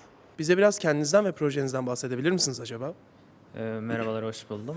Ben Furkan, Emoli İnteraktif şirketinin kurucu ortağıyım. Bizler interaktif oyun teknolojileri üzerine çalışıyoruz ve şu an üzerinde çalıştığımız projede interaktif bir hareket algılama sistemi. Kullanıcılar normal bir kamera karşısında yaptığı hareketleri algılayarak bunu dijital ortama aktarabiliyorlar ve bu şekilde işte Subway Surf'ü biliyorsunuz mesela, o oyunu zıplayarak, hoplayarak oynadığınızı düşünün. Ekranda kendinizi görerek ya da hareketlerinizi bu şekilde kontrol ederek oynayabildiğiniz bir teknoloji geliştiriyoruz. Tamamdır. Furkan Bey, teşekkür ediyorum. Hoş geldiniz tekrardan. İlk sorum şu şekilde. Şu an bu projeniz için aktif olarak yatırım arıyor musunuz acaba? Aktif olarak yatırım arıyoruz. Projemiz bayağı, çünkü hem kısa, orta, uzun vadede çok fazla potansiyele sahip ve çok fazla dalda da büyüme potansiyeline sahip bir proje olduğu için bunun üzerine de yatırımlar arıyoruz. Evet. Tamamdır. Teşekkür ediyorum. Peki bugünkü çalıştayın sonucunda yatırım süreçlerindeki deneyiminizle ilgili bize ne söylersiniz? Karşılaştığınız zorluklar nedir ya da bu çalıştayda öğrendikleriniz size neler kattı? Şöyle, gerçekten bu sektörden birinden bu sunumu dinlemek bayağı faydalı oluyor. Bir de hani yabancı, Avrupa tabanlı biri olması, hani Mr. Terry bayağı faydalı oluyor şu an. Ya ben yatırım tarafında daha çok tecrübeli bir tarafta değilim. Biz TÜBİTAK'tan bir yatırım alarak kurulduk. TÜBİTAK BİK yatırımı. Yani dolayısıyla aslında asıl saha burası ve burada da neyi nasıl yapmamız gerektiğini öğrenmeye çalışıyorum. Dizi ve film sektöründeyim. Lakin bu süreç zarfında oyun ve dijital platformlara da yöneldim. Projemiz Kalungis başlıklı bir büyük projenin ön ayaklarından bir tanesi. Dijital 3D modeller ve asetler üretmek üzerine bir proje. Geniş kapsamlı bir aset tabanı yaratmak için bu projeyi başlattık. Şu anda piyasada bulunmayan, yelpazesi en geniş aset yapısını üretmek ve bundan sonra da Kalungis'in diğer başlıklarına bunu taşımak için buradayız. Tamamdır. Tanıştığıma çok memnun oldum Süha Bey. Teşekkür ediyorum yanıtlarınız için. İlk sorum, projenize şu an aktif olarak yatırım arıyor musunuz? Evet, şu anda tabii ki aktif olarak yatırım arıyoruz. Çünkü tek bir takımla yapılabilecek bir proje değil, genişlememiz gerekiyor. Genişleme sürecimizi kısaltmak için şu anda aktif olarak yatırım aramaktayız. Peki bu workshop'ın sonuçlarını değerlendirdiğinizde, öğrendiklerimizi, bugün konuşulanları değerlendirdiğinizde yatırım süreçleriyle ilgili deneyimlerinizi nasıl yorumlarsınız? Bu workshop sizce size yeni bir perspektif kazandırdı mı? Elbette bu workshop gerçekten faydalı oldu. Kendi yatırım arama süreçlerimizde yaşadığımız bazı ufak problemlerin nedenlerini de görmüş olduk. Ayrıca potansiyel olarak başka yönlere yatırımcılar için açıldığımız zaman nelere dikkat etmemize, nelere odaklanmamız gerektiğine dair güzel ipuçları oldu. Bunu deneyimlemek bize faydalı geldi gerçekten. And investors' mind, how they think about business model, and then I'll give you some time to prepare the pitch, and then we will do some pitching. So I think we will do maybe 3 pitches maximum or something like that. Otherwise, it's going to be too long. So to start with, about the financing sources, I mean, I'm going to talk about private investment, because that's something that I guess you are interested. And to start with, I wanted to show a slide about why people don't really invest in the creative sector. So not just gaming, but in general. We did a survey a few years ago to business angel and venture capital in Europe to try to understand why don't they invest in the sector. And of course, if you see, the main point is that the management is not skilled enough in terms of management and business. So that's exactly what this kind of course is about, is really helping people to be not just being creative, but to be able to develop the right skills. So that's quite important. Second thing is that the business is not scalable. So, I was talking about that. People are talking about doing one game, doing one app, okay, but it's not scalable. If it doesn't work, how do you extend this business so that it's interesting and making some return on a long-term basis, okay? Another difficult point is, of course, the lack of revenue generating. So they have the perception, and it's maybe true, that the revenue are not so high as in other businesses.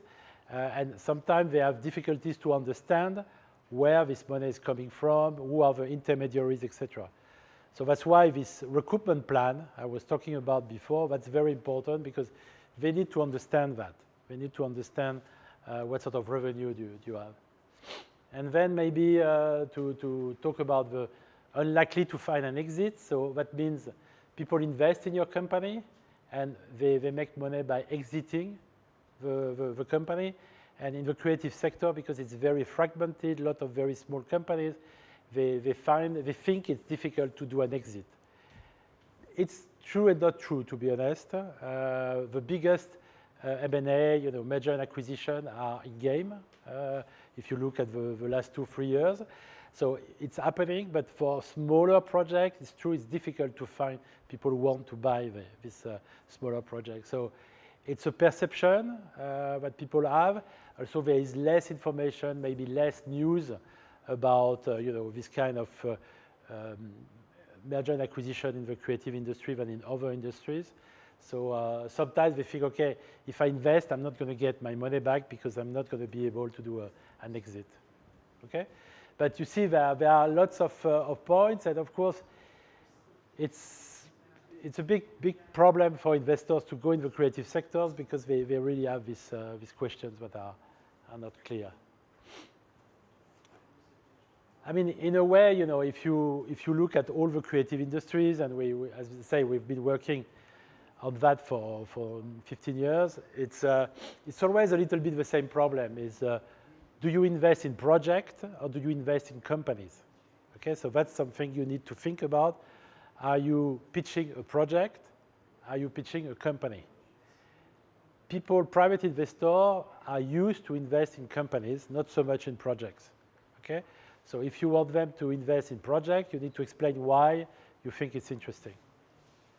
Second, as I say, we talk about scalability. So how to make it, develop, sustainable, etc. And what we see in creative sector is we have a lot of lifestyle business. That's what we call it, which are businesses that most of the time make money. They are very interesting. People work in it and they make money, but it's not scalable, meaning it's a good job, it's a good, you get a good salary, etc. But it's not something that grows and is scalable. And investors are very scared about lifestyle business because it looks good, it looks interesting, but it's not going to be interesting for them. Okay. Lack of exit, we talked about it. Fragmented market, so that's a problem for investors because they see many very small companies, and so it's very difficult to understand who is doing what, who is competitor to who, etc. So for them, it's a bit difficult. Public-private ecosystem. So, okay, in Turkey, you don't have so much of that, but in Europe, we have a lot of public money, as I say. So there are some ways to get public and private money to work together. So it could be a plus for investors, but very often they don't understand how it fits together. What is the benefits for them that you access public money? I mean, the basic idea is what we call an asymmetric return. That means, you get, let's say, 100,000 euros from public money that you don't need to repay. Okay? So in fact, the investor could get some money based on this 100,000 euros at cost nothing. Okay? So they invest 50, and they can get a recoupment on 150. Okay? So that's an asymmetric return. But it's not always working like that. It's not so simple to understand how to make it work. And it's very separate between public money decision to invest and private money. They don't talk to each other, etc. But it's a potential interest. And local investment. I mean, I always say, the best is to find local investors because it's people who will understand you the best. You can speak the same language, the culture, etc. So of course, it's a question of finding some local investors and then moving to more international investors. But it's going to be very difficult to find an international investor right from the beginning. Okay? So these are always the points in terms of the creative sector. So when we look at investors, I mean, you know, investors obviously people with money, but what you have to understand is that for them that's their work, you know. So they make money by investing. Okay, so it's not like, okay, I've got money and I just put money because I find it's nice, I like these people. It's not that. I put money because I want to get some money back, a return on investment. So it's obvious, but it's important to say that it's clear. So what you need to do is to understand who are these people, what are they looking for, what's their business model, how do they make money? That's what you need to understand. How do they select companies? How do they evaluate companies, projects, etc.? What are their expectations for the people who give them the money, and how they can be useful to your project? I mean, investors are not interested just to put money and see you in 3 years to get some money back. They want to be involved in some way. Okay, so how can they be involved? What's the scope? What's the framework? Could they be involved for some part and not for other ones? But understanding that and explaining that to them is quite important. So now that's the main slide you should remember for today, because that's that's the business model of a business angel or a venture capital company. Is basically they always invest in portfolio. So they don't invest in one project. Okay, they invest always, let's say, in 10. Just to make it simple. And what he knows is that in these 10, 5 of them will lose money. Okay, so he will lose money. So if he says he invests 100,000 10 times, so 1 million, okay, just to keep it simple, he knows that 5 of them he will not get any money. So he has already lost 500,000 euros. Okay, he knows that from the beginning. And then, okay, maybe you know he has 2, 3 that he gets his money back, so he gets his 100,000 euro or 100,050, you know, for them. And then he's talking only about a few, so 10, 15%, so 1 or 2, who will give 3 times, 5 times, or 10 times what he invested. Okay, so he invested 1 million, he has lost already 500,000. And so he has to recuperate at least 500,000 plus some plus, otherwise it's not interesting. Okay, so that means for each company that he's investing in, he has to make sure that he's going to get at least 2, 3, 4, 5 million from each one, because he knows there's only one will do that. Okay, so that's why, you know, people say, okay, why don't you invest in so few companies? It's because they have to be sure that each of them may bring back 2 times, 3 times what they invested, the 1 million. Okay, at least, because obviously if they want to make money, they have to do much more than that. Okay, so that's the way they think. Okay, so it's not about, oh, I like your project, and you say, you know, maybe I can give you 10% or 20% of what you give. They are not interested in that. What they are interested is that you are the one who will do 2, 3 times, 4 times what they invested for the whole thing. Okay, so that's not easy, and that's why, you know, we don't see many people investing. Is that they see that and they say, okay, it's going to be very difficult in creative sector to do that. And one thing that is important in the creative sector is obviously the success, the measure of success. Because for each of you, I'm sure the idea of success is very different. You know, maybe for some of you, the success is to produce a game and that's it. I mean, to develop it and that's it. You're happy and that's success for you. And for some other people, is to sell 10 million games.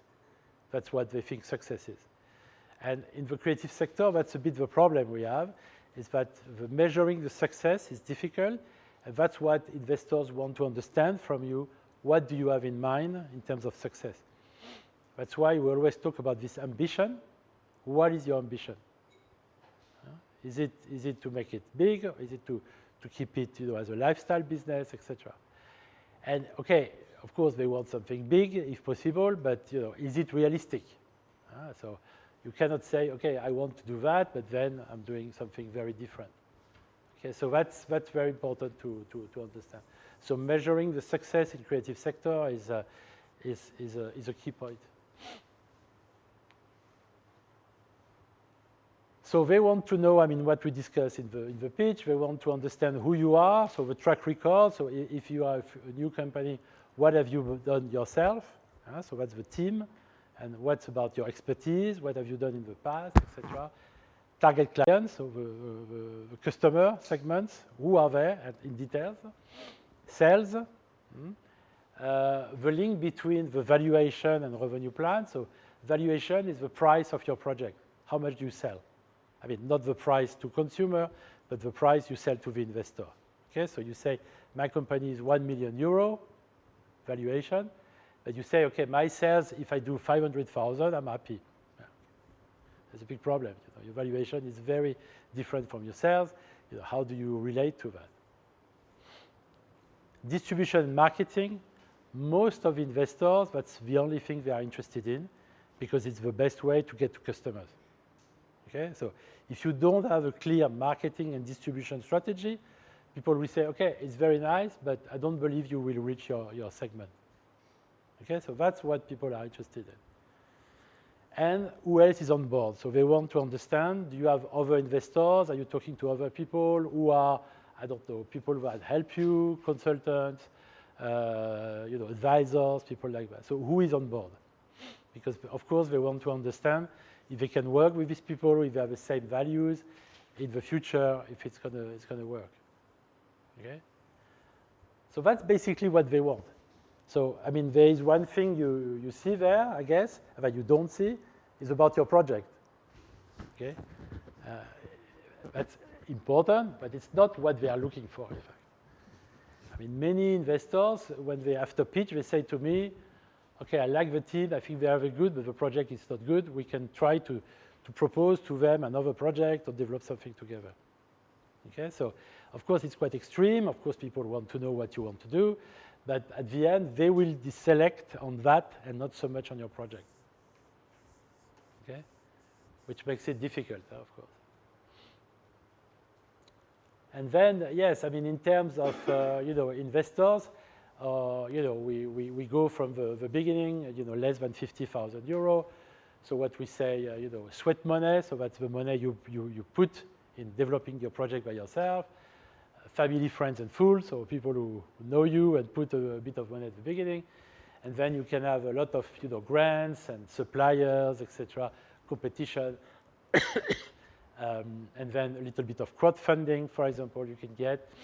And then the more you move, you can get more business angel, corporate, venture capital, family office, etc. And trying to develop that.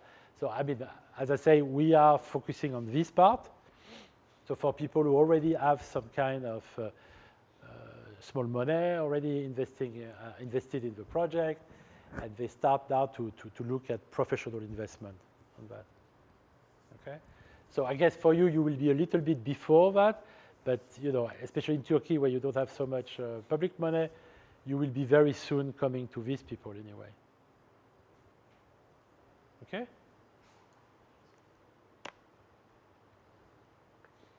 Okay, so just to finish on that, and very quickly, is the things I was talking about, project and company financing. So you have to really separate that. And there are some project financing. So for example, most of the cultural funds in grants in Europe is only for projects. It's not for company. And then you have a lot of tax credit, cash rebate. I guess or maybe for example, in games or in film, in France, if you go to France, you spend 1 million in France, the French government gives you 30% back at the end of your project when you show that you spend 1 million euro. Okay, so it's a very good way to reduce basically the budget and to get some funding.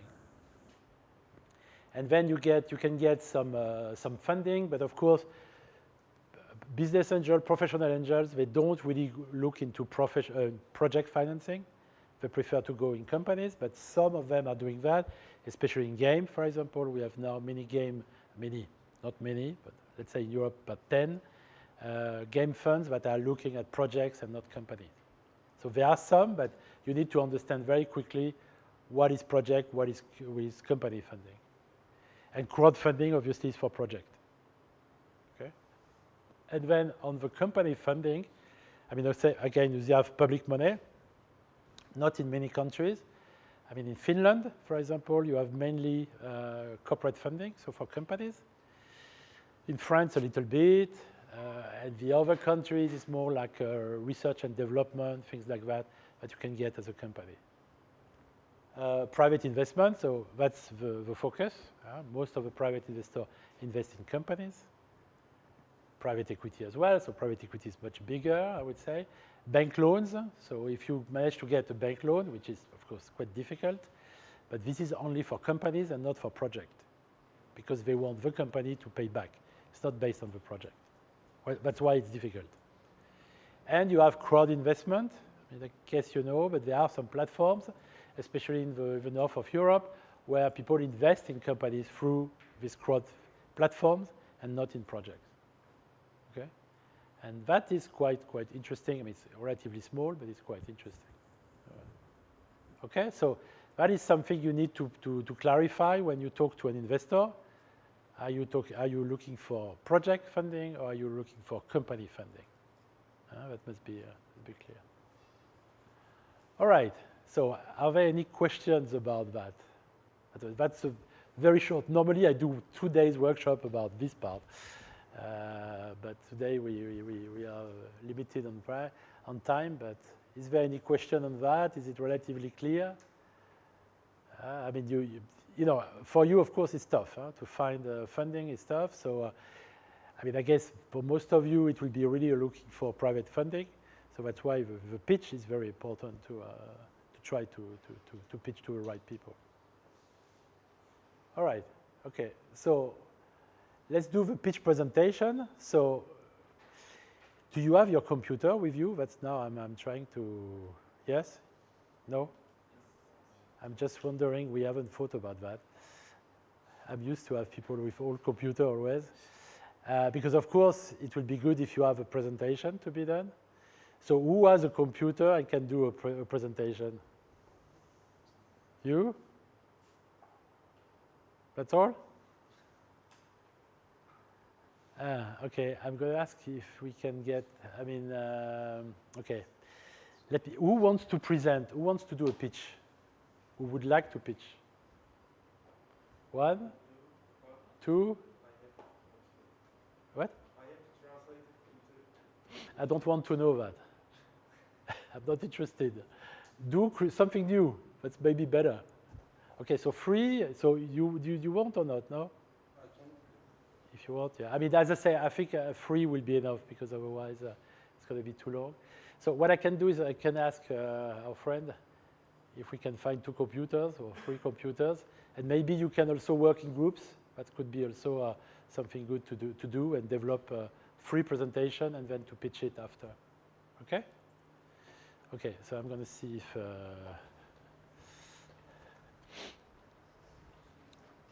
okay, we haven't thought about it, but we're missing computers. Yes. Do you have 2 computers? I don't have mine, but I went to something very urgent right now. When do you need it? Now. Okay, so I can't do now, but I'm going to ask Pete because I'm almost done with what I'm doing right now. So I'm going to talk to him. Yeah. Maybe he's not on his computer. Maybe he Okay. can find this. Yes. And is there another one or? We can also ask Napara. Yeah. Okay. How many do you need? I think 2 or 3. I'm not sure about 3, Yeah. but 2. Okay. Can you ask? We can do it now.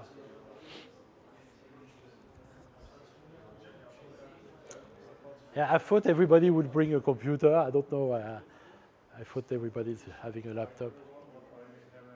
Yeah, you have a call. Yeah, okay. But you have a computer here or not? No, you have a computer. Okay, so there are 2. Okay, so you can do it together or? Yeah, okay, so you can do 2. And who else wanted to pitch?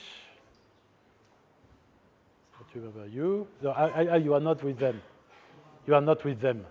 You are a different, yeah, hello. Okay, so he's going to find a computer for you. And maybe you could do it together if you want, and maybe do 2 presentations together. And you have a computer? Okay, okay, good. Okay, so let's do that. And you know, for the other ones, if you want, you can maybe work with the other one just to look at the process. I think that's quite good. Yeah, if you want, you can do a group, but at the end, it should focus on one project. Huh? Yeah. Another one, have you got limits to person? For example, a 5-person limits like that? Yeah. I think that's good. Yes. Okay. 5, 6 people maximum. Yeah. Yeah. That's right. So you can, if you want, there are some. He has a computer. Maybe you can move with him. We can do a group of 5 people if you want to go together, like that, somewhere in between. Don't know. And then they can work with him. I think there is one group there, and one group there. Do you want to join them, or do you want to join them, or you want to go with them? I think, yeah.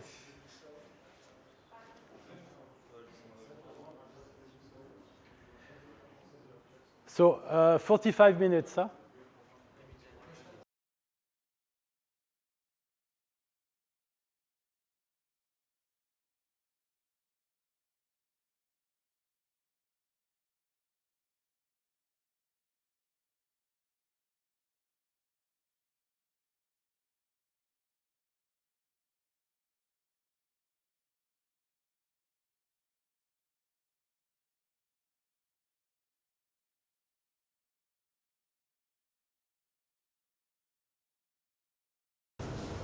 I put the timing, 5 minutes.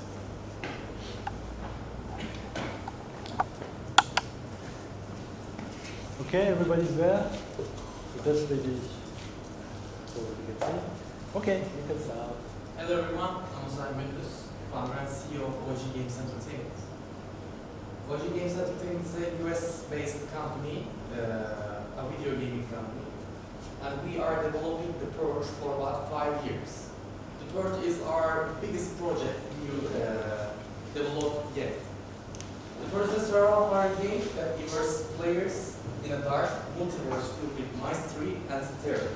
Players must puzzles, battle unique creatures, and navigate eerie environments to uncover the truth behind the disappearance of their wife, Christina.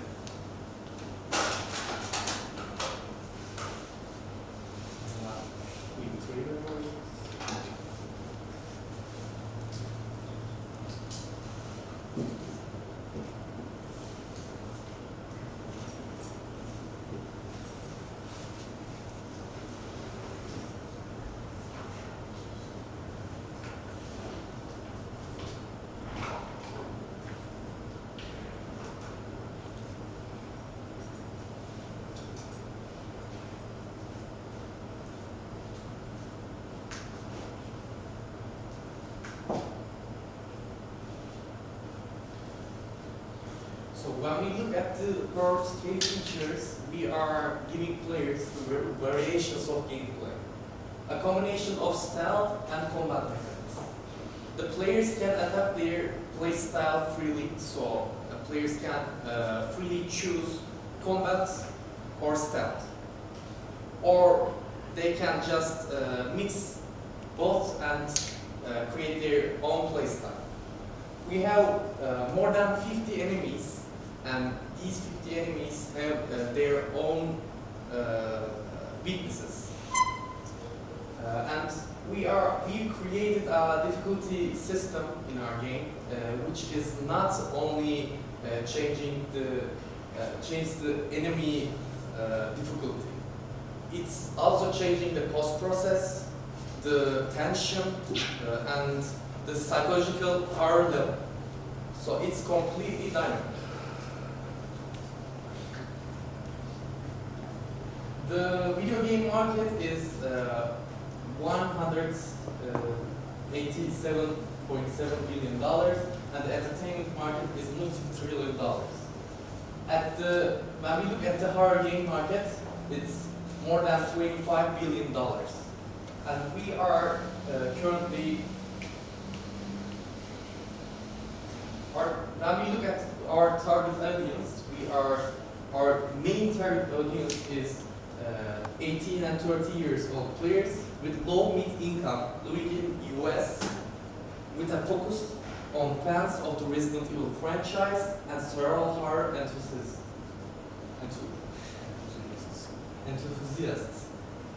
We are expecting 75% of male users and 25% of family users. Also, we are waiting for the 18 and 35 plus general gamers, general players. We're going to be releasing our game in 3 different platforms, Xbox, PlayStation, and PC, with 6 different stores. When we look at the market landscape, we can completely see our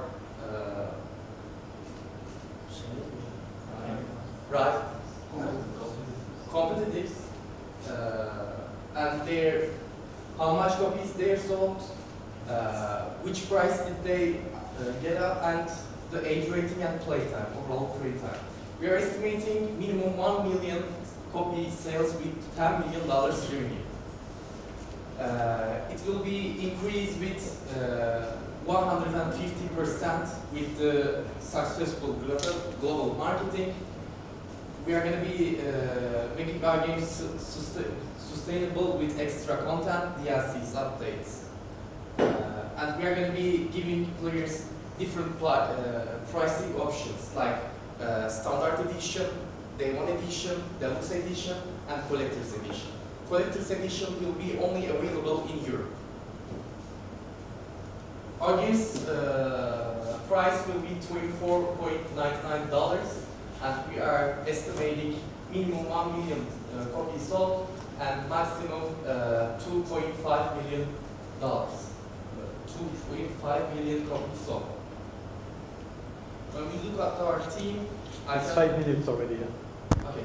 When we look at our team, I can completely say we are a young and completely dynamic team, which is passionate about creating some incredible narrative-driven games. We have a $350,000 of investment needs. Our needs 50,000 is already raised with self-funding.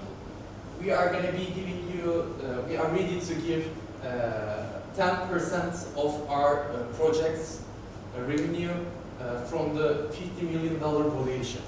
We are going to be spending this money 50% of marketing, 40% of production, and 10% of other. Thank you for listening. Great. 6 minutes, so it's okay. It's not too bad, so thanks a lot. So, any comments? Do you have any comments, or what do you want to say, or shall I start, maybe? Okay, I'm going to start. So, first, it's a good presentation, and I think the way you talk as well is quite good. I think it's one of the first time, I guess, but I think it's very nice and it's good. So I think the first feedback I would say is that you have too much text on the slides. And the problem is, especially at the beginning, I mean, about the project, I didn't understand anything about the project, okay? Because it was written there in small, you started to read it, it's very complicated. You have to decide whether you write it or you say it. If you do both, nobody will understand. Because either people read or they listen, they cannot do both. Okay, so definitely you need much less text. So you can get a few bullet points if you want, and then you say the text, but you cannot do all the text like that. So you add in the second, third slide, you have too much text, and we are lost already. Okay? So after the presentation, I don't know what you think, but I thought the trailer was not very interesting. I mean, for a project we started 5 years ago, I thought, okay, the trailer is not very developed, and I don't see. I mean, it's not a trailer; it's more like some images together. So that was my first question. I thought, okay, if they started 5 years ago, there's not much happening. And this is what's missing, I think, is where you are in the project. How far are you? Because based on what I saw, I don't see 5 years of work, basically.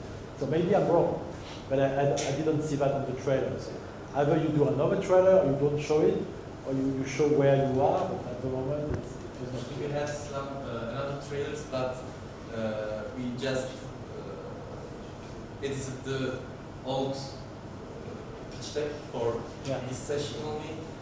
We have 45 it's okay, minutes. but, yeah, it's okay, but as I say, if you think the trailer doesn't help, and I think it didn't help, don't show it. Also, it takes 45 seconds, 1 minute, and that's exactly what you are missing. So I think the trailer is good to have right from the beginning. I think it's good, but only if it's a good trailer. If it's not a good trailer, it doesn't help your project. So okay, and the status of the project would be good. I mean, do you have a prototype? I have no idea where you are. We don't know. I mean, we just know 5 years, and this is trailer. This trailer, you say, okay, it's not. I don't see the connection. Okay, so that's a bit of a problem. After, in terms of what you want to sell, so the competitive chart, I think is good. You have some good numbers, etc. So I think that helps quite a lot. And then you say, okay, it's going to be distributed, and I think that's quite good. The question I had directly is, okay, that's nice, but what happens if it doesn't work? If you don't sell it, if you sell little, what is the backup plan? What's happening if you don't do it? Okay, if I invest the 350, what's happening if this project doesn't work? Okay, so you have to talk a little bit about if you have a project, what's the timing, etc. Because today it sounds very, very, very long. Again, 5 years, you still have to produce. We have no idea about the budget. There's no budget, so we don't know how far you are. And when you talk about the 350 that you want to raise, you say 50 was raised. Okay, that's good, but to do what? Who did that? And what did you do with this 50,000? Okay, so these are not very, very clear. So of course, the big question for me is the 50 million valuation. I mean, you have to show me how you come to this number. Okay? I mean, 50 million is for what? The company or the project? Okay, so how do you come to 50 million? You said that you want to sell, maybe 1 million copy, etc. That's very far from 50 million today. I mean, you say the valuation today is 50 million. Okay, so it cannot be 50 million. Actually, that number was provided by some investors. We actually presented this more long pitch deck, 20-page pitch deck, like 2 weeks ago in a program in Turkish language. Yeah. Actually, that was more explaining with Turkish. That was my first pitching and he said in English. He said the valuation is 50 million. Yeah, they actually take some documents from us. They take a lot of documents from us, and they talk about that. They tried the game, talk with somebody, and they call us. There's a 50 million valuation here. So when you ask for 350%, 350,000 euro, how much percent do we get? You want 350%. So how much do you give them? Because 10% of 50 million is 5 million. So I don't understand the link between 5 million, 10% of 50, and 350. I don't understand. Do you see what I mean? Go back to the slide. Go back to the slide. Yeah. So you say you want 350, okay? And you say you want to give 10% on a valuation of 50 million. For me, 10% is 5 million. It's not 350. 350 is the investment need, and 10% is what they offer from the revenue, but they are not giving the valuations 10%, right? I don't know.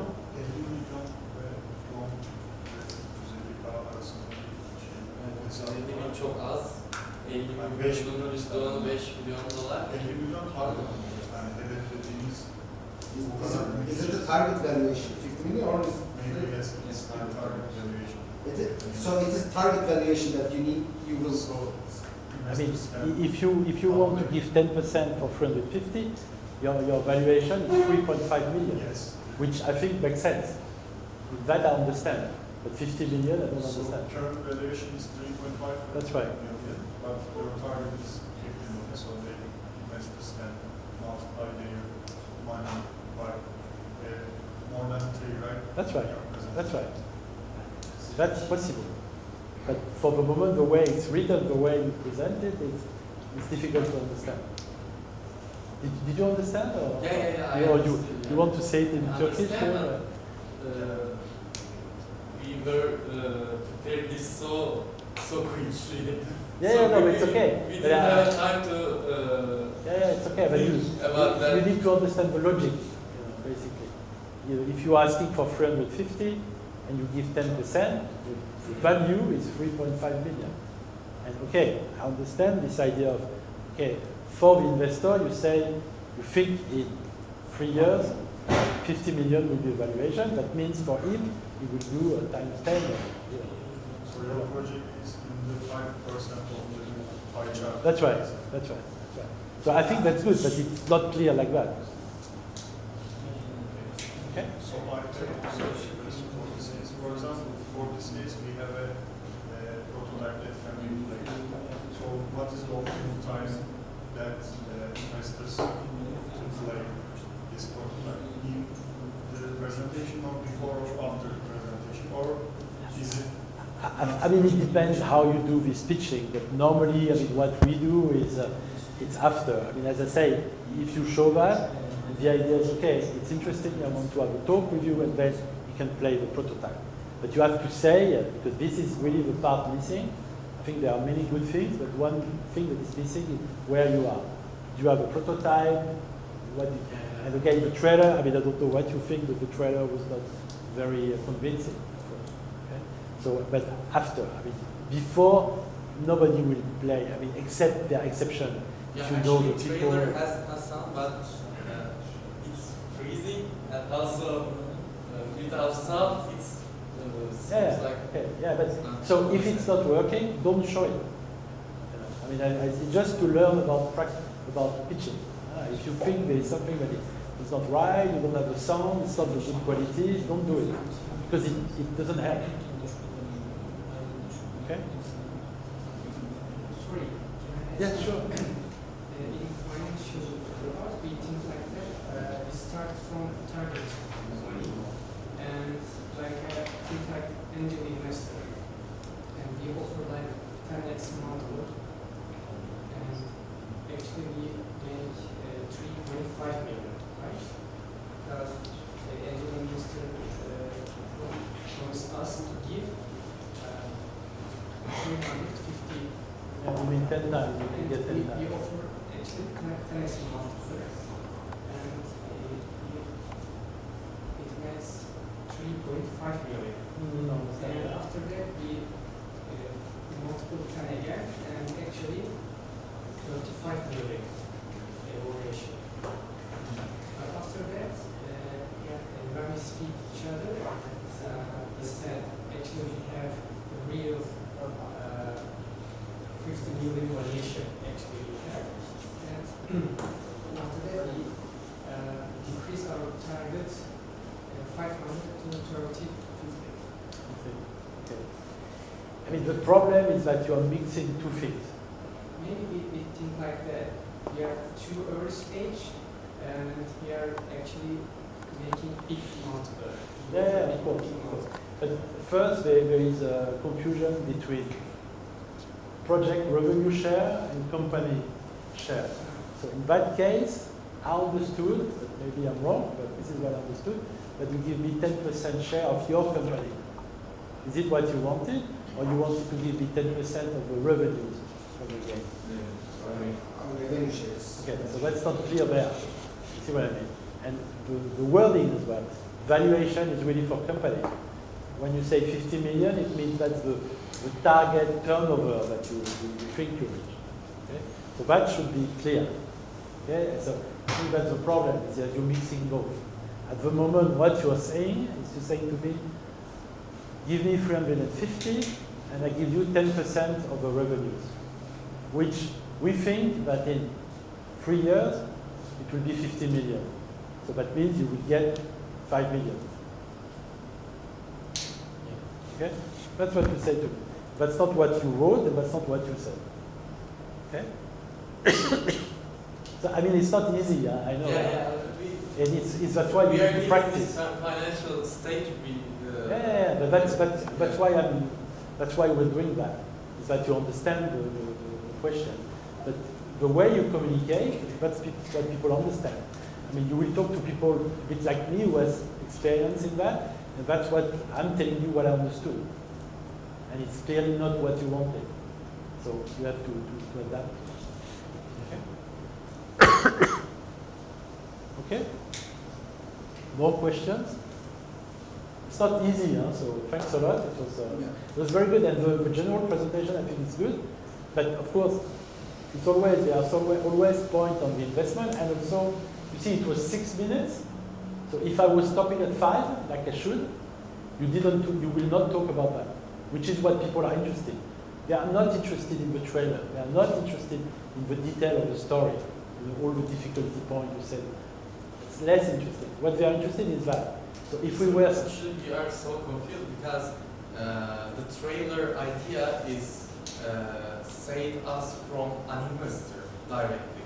You should have a 30-second trailer in your pitch deck. I agree with that. Said that, yeah. No, I agree. You should have a trailer, but a good trailer, and also explaining where you are, and not taking this time of the trailer not to show that. I want to see that in any case. So if you want to show a trailer, which I agree it's a good idea, you have to show a good trailer and reduce other slides so that you come with this slide in the 5 minutes. If you do that after, you lose the point. Nobody will talk to you. You see what I mean? So you have to stay within the time frame. Can I suggest something, sorry? Yeah, sure. I believe that it will be useful that if you dub the trailer with the explanation of the game in a more professional way, so that the trailer gets us what is the game and we pass it. That's right. We are interested in, then you come to the point that they are interested in. Yeah. I mean, you've got everything. It's, it's the first time, and so I know I'm pushing a lot about that. But it's about learning. It's about the next time to do it differently. So I think it's a good recommendation to do it like that. What I'm trying to say is that if you are stopped after 5 minutes, which will be often the case, and you don't show that, nobody will talk to you after. Because that's what people want to know. They want to know roughly what are you looking for and what's the deal. Okay, good. Okay, thanks a lot. Okay, so who's the next one? I could be. Okay, good. Very nice.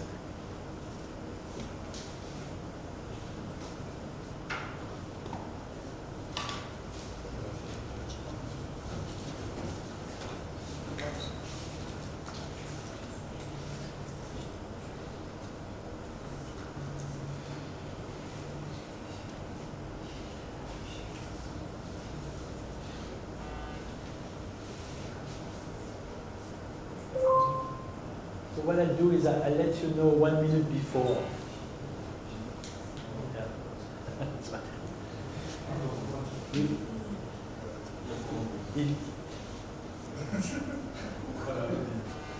Okay, if you look at me, I will tell you that it's 1 minute left. So at 4 minutes, I will tell you 1 minute. So that you can adapt as well. May I use my own timer? Yeah, of course, of course. But I will tell you so that. Okay.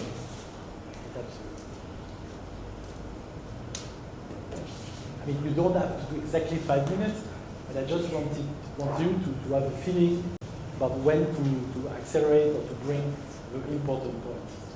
Okay. If you are too late. It's not 18 to 5 minutes. Okay, that's about It's gonna be difficult for you, but will you talk in English? yeah. Okay, good, let's go, no problem. So welcome everybody. Today I'm going to present my AR board game and the AR board game system to all of you. So what's the problem and why we should solve this problem? The best definition of the problem would be the limited accessibility to board games, in Turkey, basically. So low accessibility and the low demand for the board games could be solved by my system and the board game. So there's the opportunity to contribute positively to Turkish gaming industry and the culture. Also there's that gap in the industry which I'm going to specify later. So we could continue with the target audience and developer position. So the most important one is students, also people who want to start somewhere in this board game world. Also people who does not want to pay so much money in gaming cafes. Also people who wants to play board games easily without want to deal with the physical objects in their life.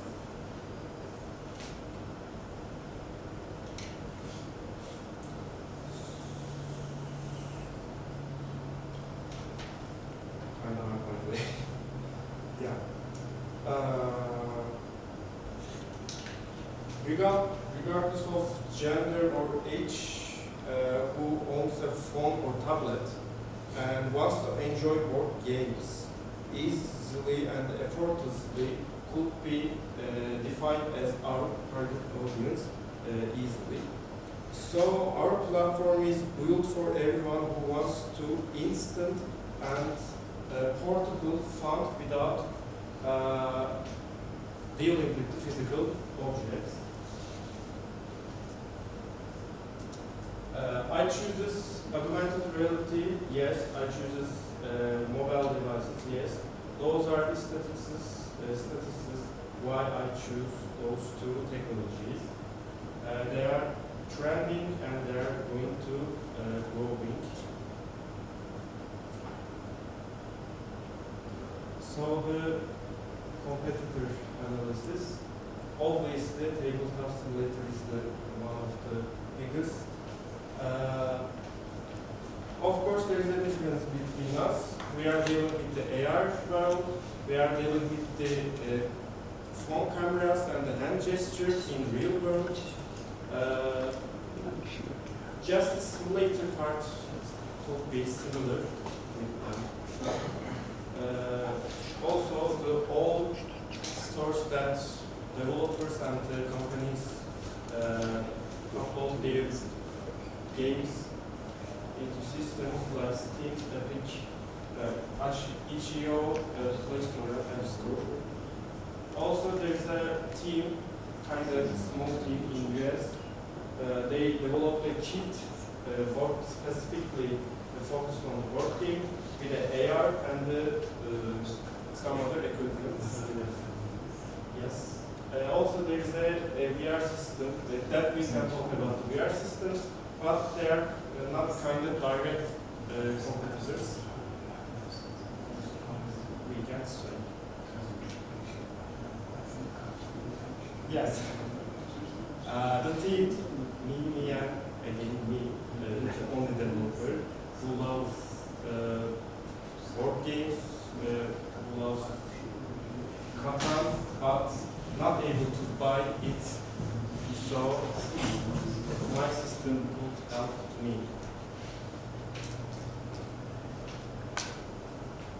So the expectations, technical devices would be best for me, like the tablet.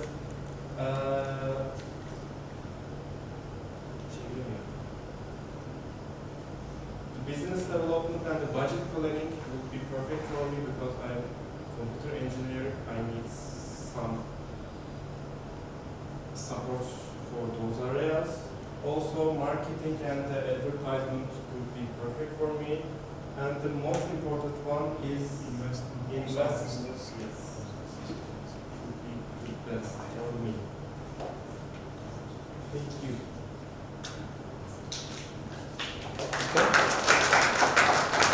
It's kind of hard to simultaneously translate. That's good. Okay. So you're not looking for money. I'm looking for money. What? Where is it?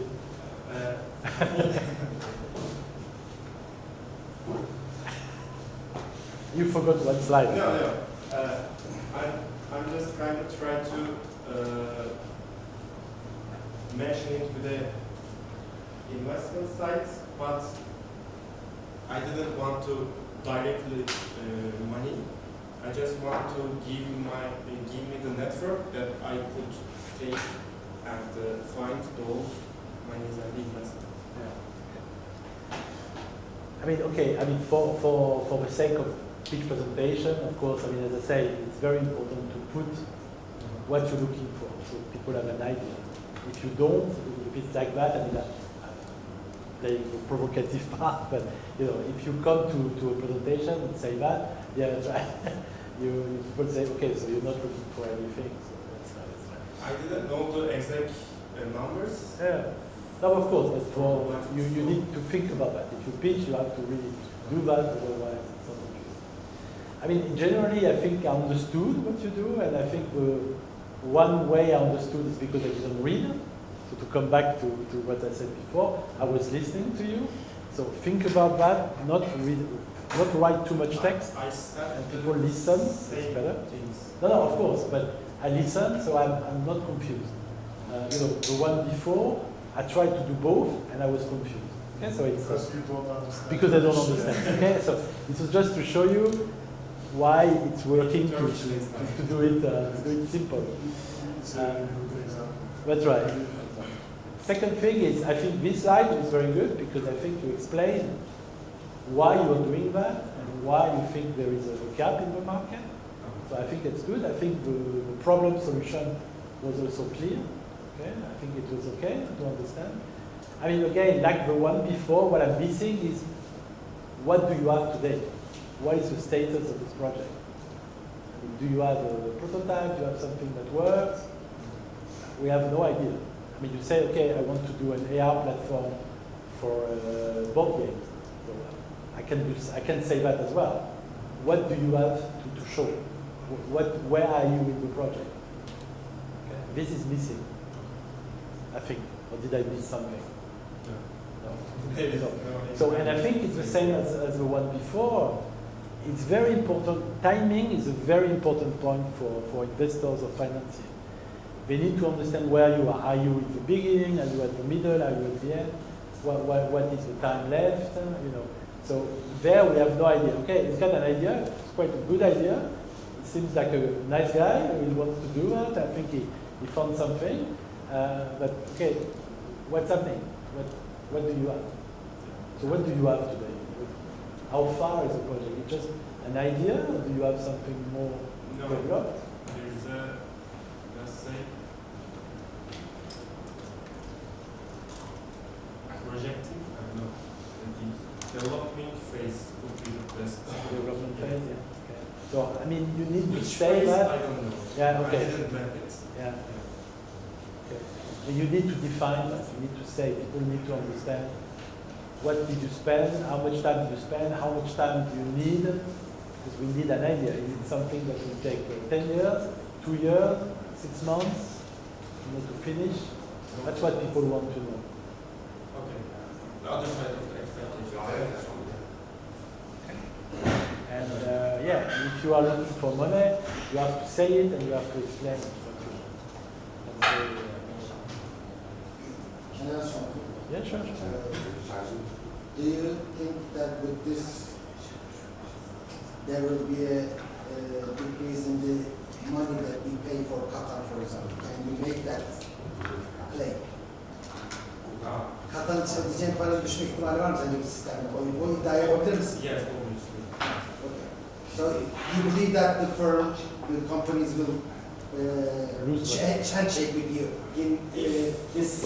If they do not want to any kind of partnership or dealing, obviously there is a perfect way of the cloning them, perfect way of the copying them, so that there is no any kind of legal.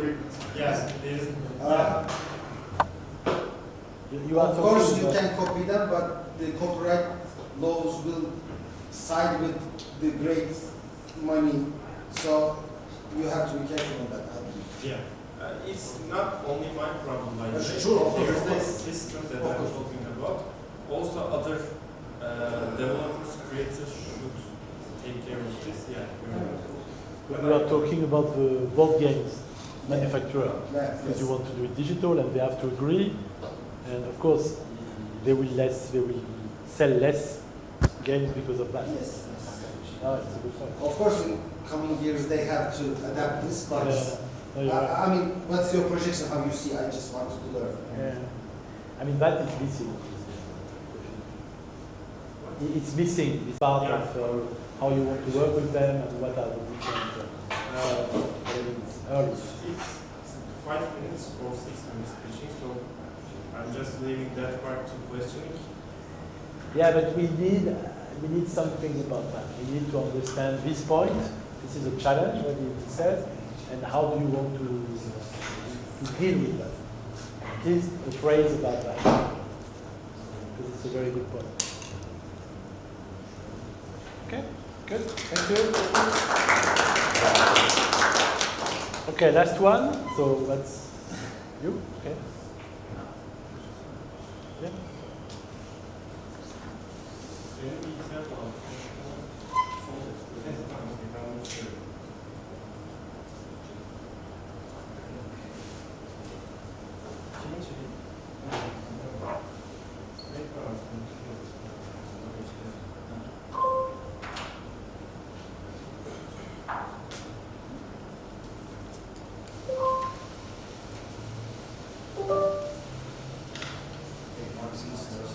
Yeah.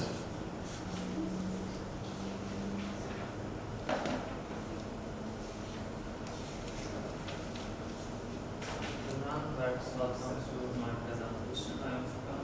I am the founder of the No.4 company, and our project is a real-time detection system named Motion AI. Also, we received TÜBİTAK ilk received investment. And let's say problem. The problem, there are a lot of motion detection systems, but they are connected with specific hardwares. And sometimes hardware can be broken or cannot be bought because there is no hardware in stores. So specific hardware is the biggest problem.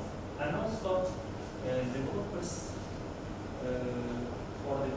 it's hard to handle motion detection systems to use in their softwares. We are offering no special hardware, and you can use the webcam, you can use any computer, and anywhere you can launch this motion detection system. And also, we are offering easy publishing for game developers or our arcade machines. These are the example projects our development games. There are hand tracking, there are body tracking, complete body tracking. trampoline system, and also you can see there are multiple children, and it has a stability to use. Our target markets, arcade gaming market, in indoor playgrounds. Let's say the market values. In Turkey, we have $2 million service floating market, and total addressable market is $100 million. And in the world, we have 100 service floating markets, $3 million, $9 million. And total market value is $36 billion. And we have a strategy to sell revenues strategy. We will offer a renting system for our arcade machines. In average, we target 10 times per day, and every playing session is $2. And also, we are offering 20% revenue sharing for the other game developers who develop the games in our system. And as you can see here, if we say there are 300 arcade machines in the world, anywhere, everywhere, per day, $2,400 revenue, and after a year, you can earn $864,000 per year. You can earn a revenue. And units, actually, most of investment needs is buying and manufacturing the arcade machines. We are targeting 300 arcade machines, and also some logistics and marketing supplies in the total of the investment needs. In total, $360,000 means for 10% share. 1 minute left. Oh. After every arcade machine installed, per year you can earn 2 times. And in the lowest scenario, if every machine average 4 times play session, we can earn the revenue of the total investment value. And we have actually some statistics about we have a prototype machine in one playground, in the playground area, and today 4 average play times in our machine, but it is about our games and also the AVM total customer value. And me and my the other co-founder is experienced with 5 years game development and also in the playgrounds sector. We have references like references, Playland, Akacan Park, Bursa Park. These 3 one is the manufacturers of the indoor playground areas, and also a lot of installments of these customers. Thank you.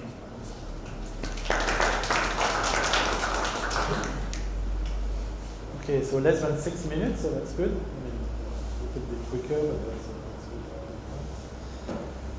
So there is something I don't understand, so maybe you understood, but I didn't understand. So who is your customer? Because the system, which I think is very interesting, is it embedded in the game, or you can add it to the arcade, to the way the arcade is done?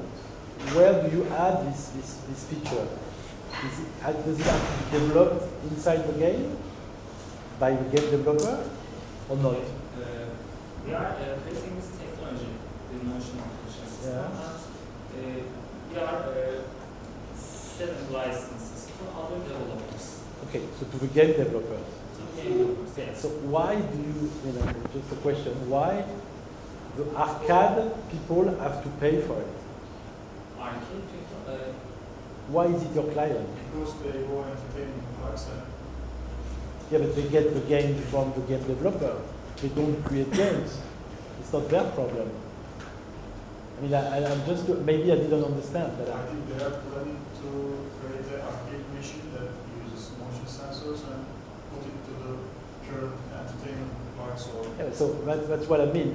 Do they do the machine or do they license the technology to the game developers? I think they are doing both. yes. So it's not clear there. Okay, I'm sorry. No, it's okay. We are trying to create these arcade machines and putting our technology into this. And then we are offering a renting to every indoor playground areas, like playgrounds.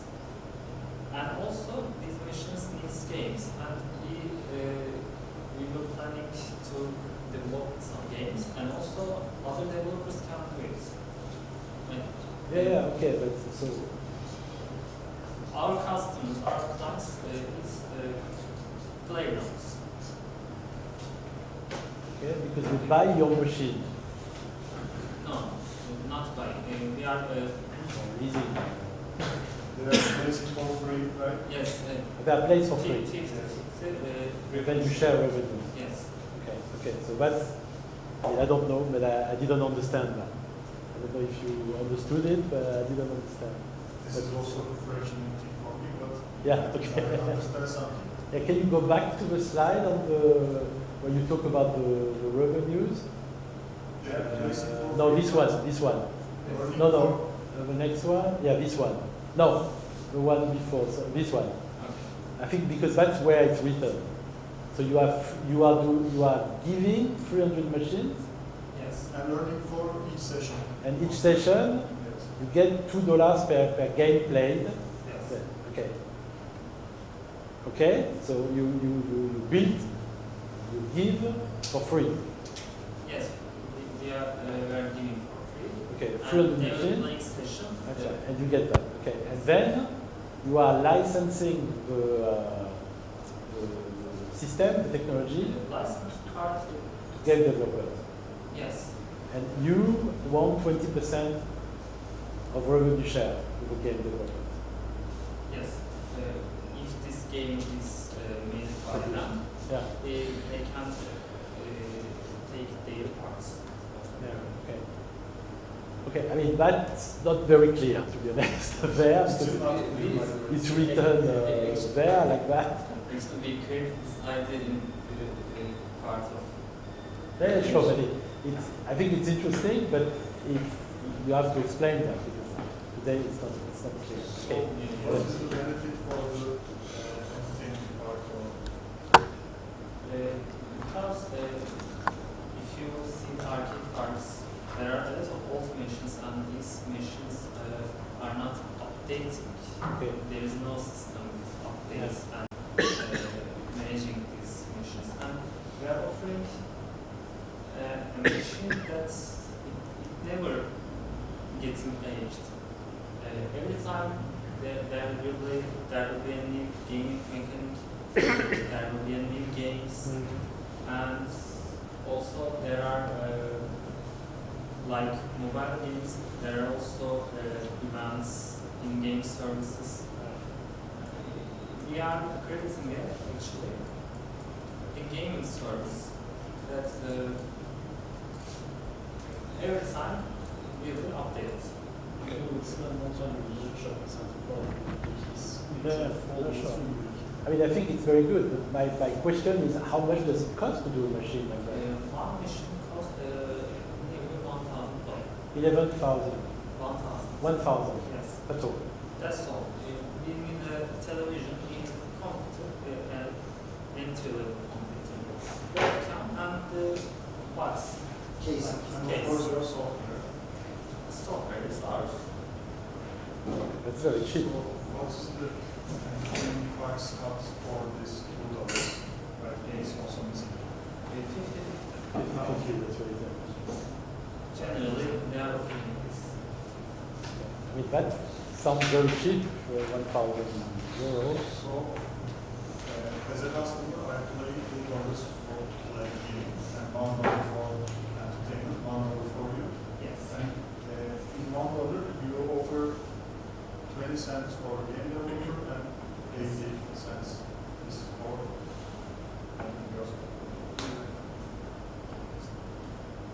Okay, I mean, I think it's very interesting, but to get to that, you know, you have to explain that in a much more detailed way, because that's basically the most interesting part, is this part of the presentation. Actually, this is all the marketing.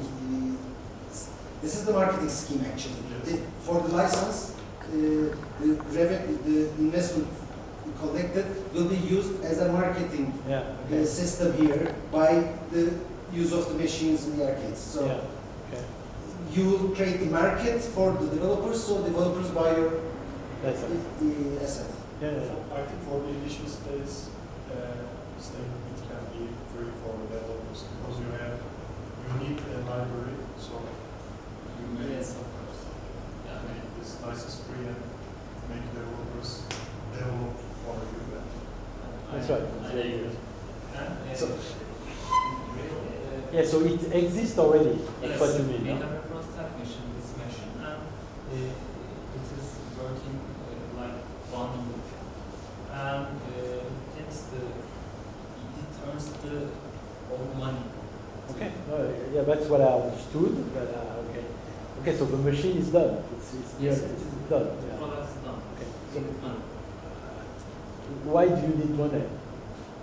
Why do you need money? I mean, go to the next slide. Go to the next slide, which is what you're looking for, no? Why? Next slide. Go to the next slide.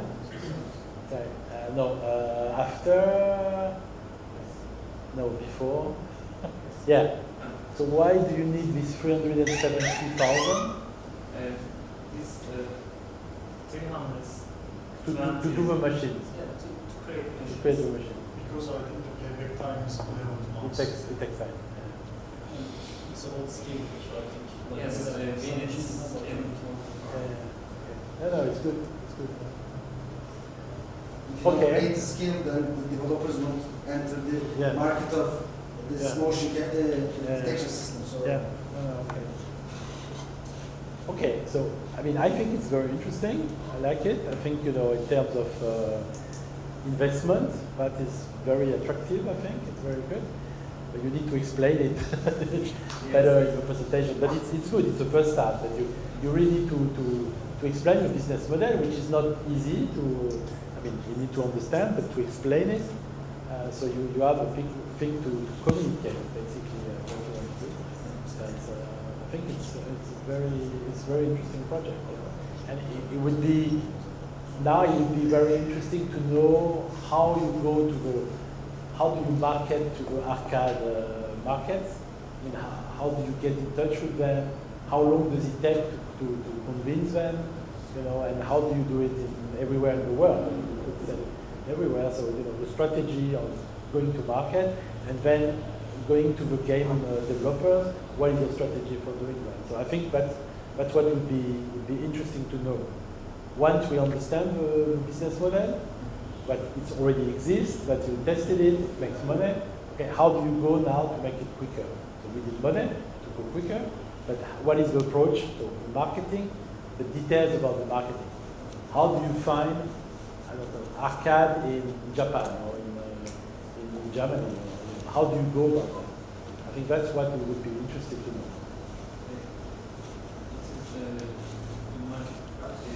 We need to go to the players. That's right, but you need to explain the strategy. How are you going to do it? Is it going to go one by one? Are you going to, I don't know, use the conference, fairs? I don't know. But it would be good to know the strategy and how long do you think it takes. Is it 6 months? Is it 5 years? And what is the, when you talk about 300 machines, what is the vision? You want to have 10,000 machines, 500 machines. That's what people are looking for. Okay? Yeah? I think there is a misleading and confusing part at the beginning of the presentation. You mentioned that the wings of your competitors are, they need some hardware, but you also provide hardware. I understand the case, but your offer is, you are offering it for free, so they don't need to buy a Kinect or so. Maybe you can raise just the... Yeah, I mean, you didn't mention any time that it was free of charge. I didn't understand. Customer says when they use like Kinect sensors, they are working, they are not working after a time, and they cannot solve this machine. But if the webcam not working, I can say buy any webcam. Yes, I see. Yeah. Maybe you can say cheaper hardware, easier access hardware. Easier access. I mean, I understood that your technology was better, but okay, I didn't understand that you're giving machine for free. And but okay, when you say it's always up to date, it's basically you say, okay, video camera is not difficult to update. So I think you need to start to develop and to present better all these things, but for you it's simple and clear, but for us, it was, I mean, for me, it was very difficult to understand. But I think it's a very nice idea. I think a potential question that you expect from investor is that, how can I say, which I don't know, but what's the service, the repair part of these machines? Because there are so much machines and you need some type of feature, they need some maintenance and fix. So you may also offer some, maintenance solutions. Maintenance, maintenance service solutions. Yeah.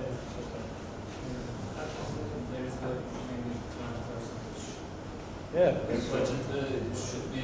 Good to know, you need the logistics. So you may face this question, so just be ready for it. Well, if you have 10 machines in Japan, how do? You have someone in Japan who's doing that?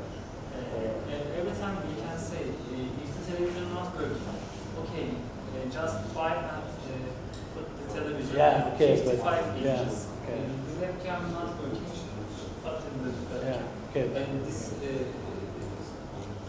gives us a simple solutions. We should. It's not necessary to go to Japan. What the arcade will call you.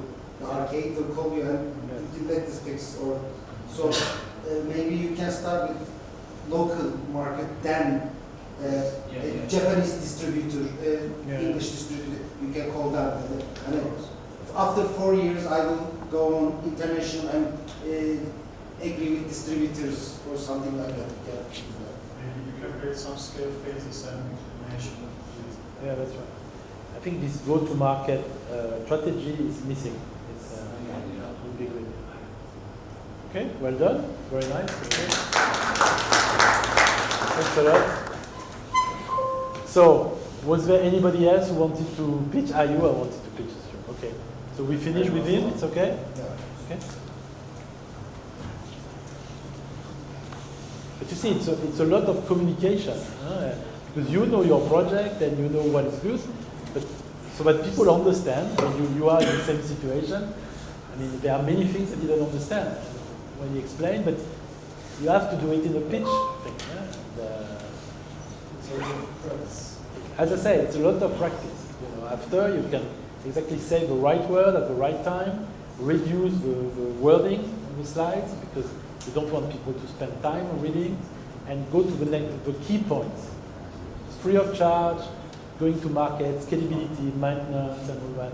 And that suddenly sounds very interesting. Okay? You can start. First of all, my name is Amita, founder of Plan Studios. Our project, our website, Project Skillness, is an ecosystem for creativity industries, workers. Our problem is our competitors, itch.io, ArtStation, Behance, these kind of platforms has too many users, but these users going to be changing hobbyists, and we want to put these hobbyists meet these hobbyists with investors and other hobbyists, and want them rate each other, comment each other, and to communicate each other. And our solution is these websites. The game developers can use this website for show their game and their portfolio, and their game will be rated and has a star. You can like out of 10. For users, their portfolio and profiles, has a star, has a point rating, and they can use these stats for communicate with investors, and the investors should be in these websites, and for them we have an admin panel, and for the admin panel we have a subscription for the investors and associations for other kind of events and projects. This admin panel can show us games potential, or animations potential, or short films potential. And our market strategy is we went to investors, studios, and founder owners, and tell them, here it is, these are the projects, you can find these projects, all of it in our website, skillness.art, it's like right. We wanna communicate with these people, and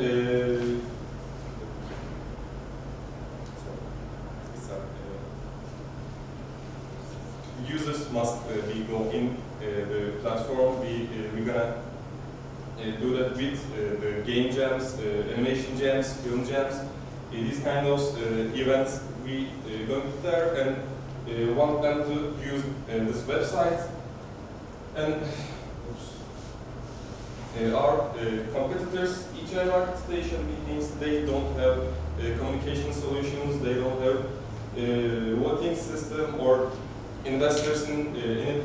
We have investors, we can communicate, we can rate each other, and this kind of things makes hobbyists has a job in Skillnest.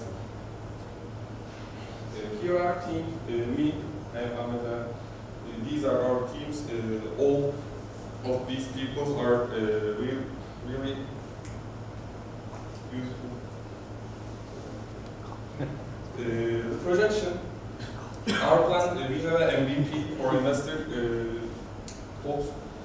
For the 3 months, first 3 months, for production, we need $7,000 for just projection, production, and servers.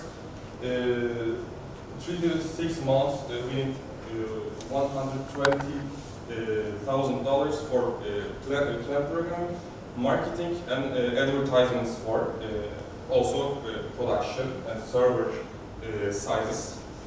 And 6 to 12 months, we need $200,000 for all of the investors get involved and on board, and all of the users can use this platform, and this must be fluid, and they all use it for investments, projects, rating, and game jams and other kind of events must use our platform for events. And in this situation, we involve with all kind of people in Skillnest. Our expectation is the last expectation is for the production costs and investments, investors, communication, and we can allow projects in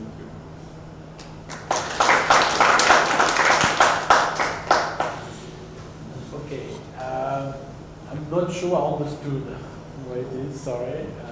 Is it a B2B platform or is it a B2C platform or it's both? It's both. It's a B2B.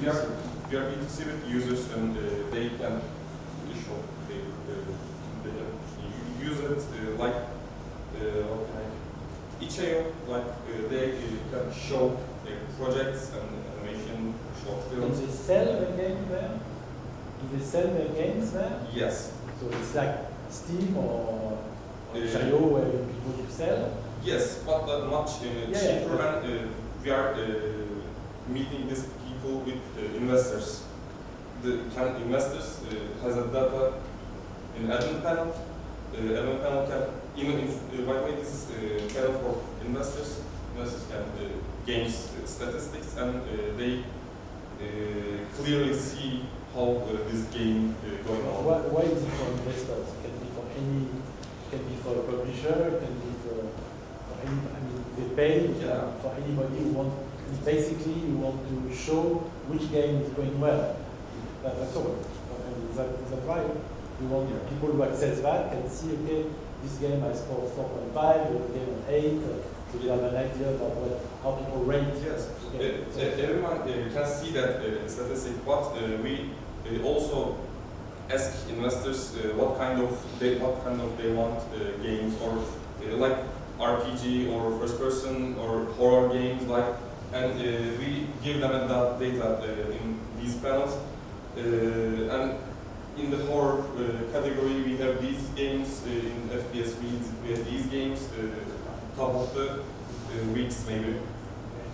For this panel, they must have an investor panel subscription for that. And the other side of panel, here is English version. Events panel, we have in the event panel, we have communities and associations events scheduled actually, and they also use skillness and association member or community members can also use skillness. And so it's like a social network for gaming. Game events, yeah. It's not just for gaming, I understand. Yeah, games, game developers, animation makers, filmmakers, short filmmakers are targets. Yeah. Actually, our target, all of the creativity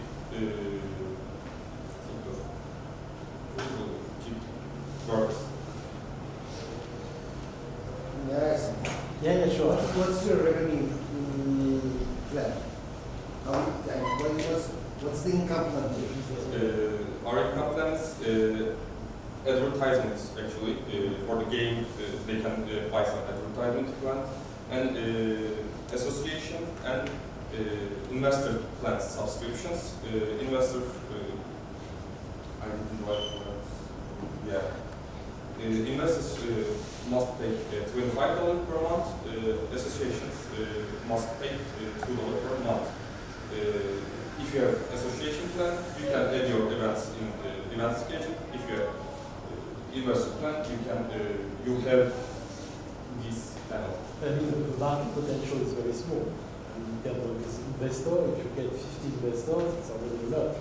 So $25 per month, it's nothing. And the game association, I mean, there are, okay, let's say maybe 100 game associations in the world, but that's it. It's not more than that. So they pay $2 per month. It's very small. So in terms of business model, you get persons from sales, I guess. Yeah. You get persons from sales, yeah? So like what, 20% or? Within 30%. For 20%. Yeah, sales. So it's quite expensive. So I mean, for me. But they don't have to pay anything for put their game. Sure, like every other platform, mostly. I mean, why not? The question is, how do you get, what do you do in marketing to get enough people on the platform? Because you need many can use like Steam or whatever, use many brands. How do you do to attract them? We want actually, we want they love us actually. We work with associations and communities and want their events use our platform for game jam. Actually, our first plan, 3 to 6 month plan, integrating it. And if they use this platform is very useful. We just had one chance to try this system in game jam, and it's come very well. The comments, and they love it. They love the system. They love rating system. I have actually an MVP. I can show. If you want to.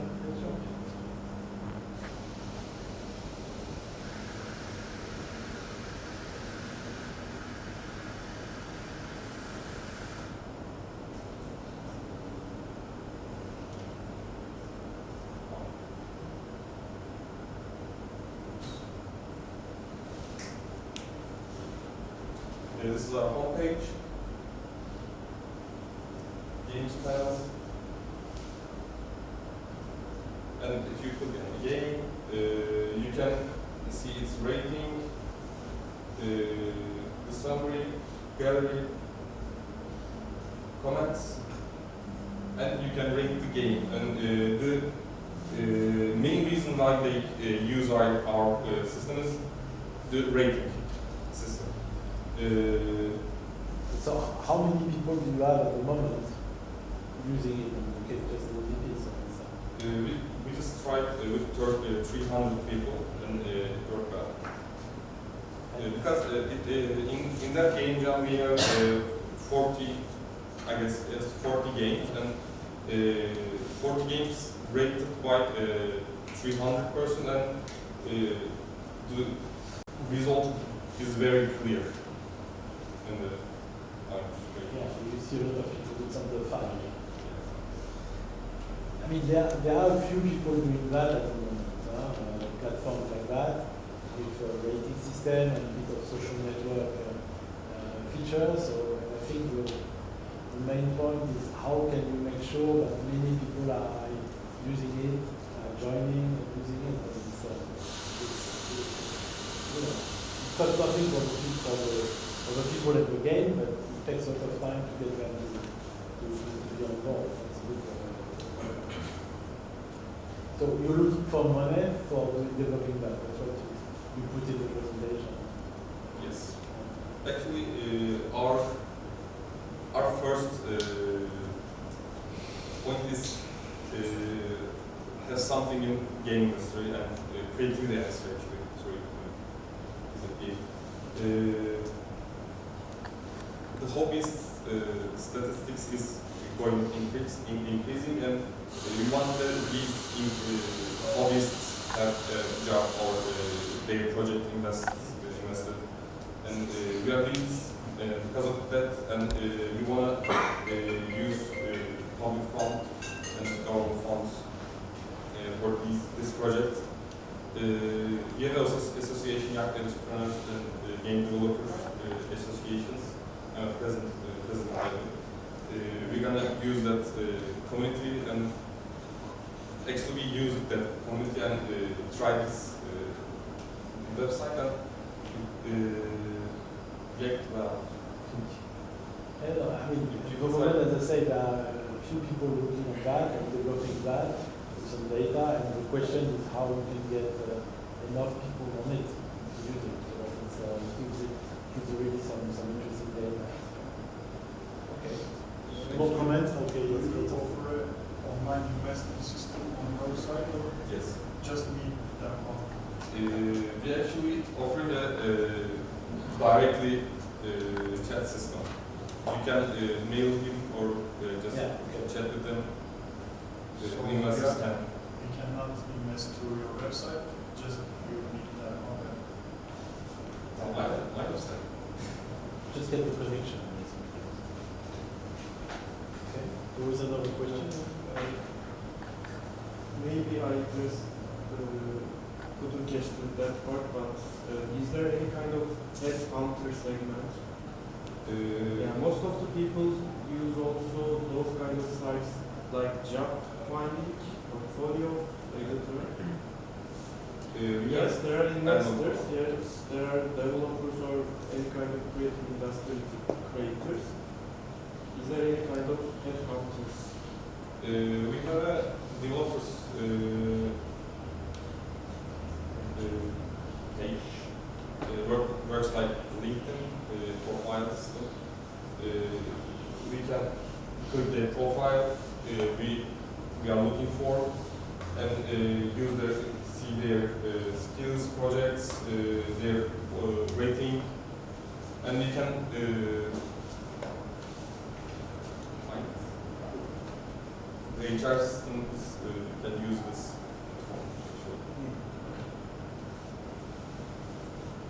So you want to start in Turkey back, and then to move to a country, or to go back to other countries as well? Yes. Okay, good. No more questions? So, yeah, thanks.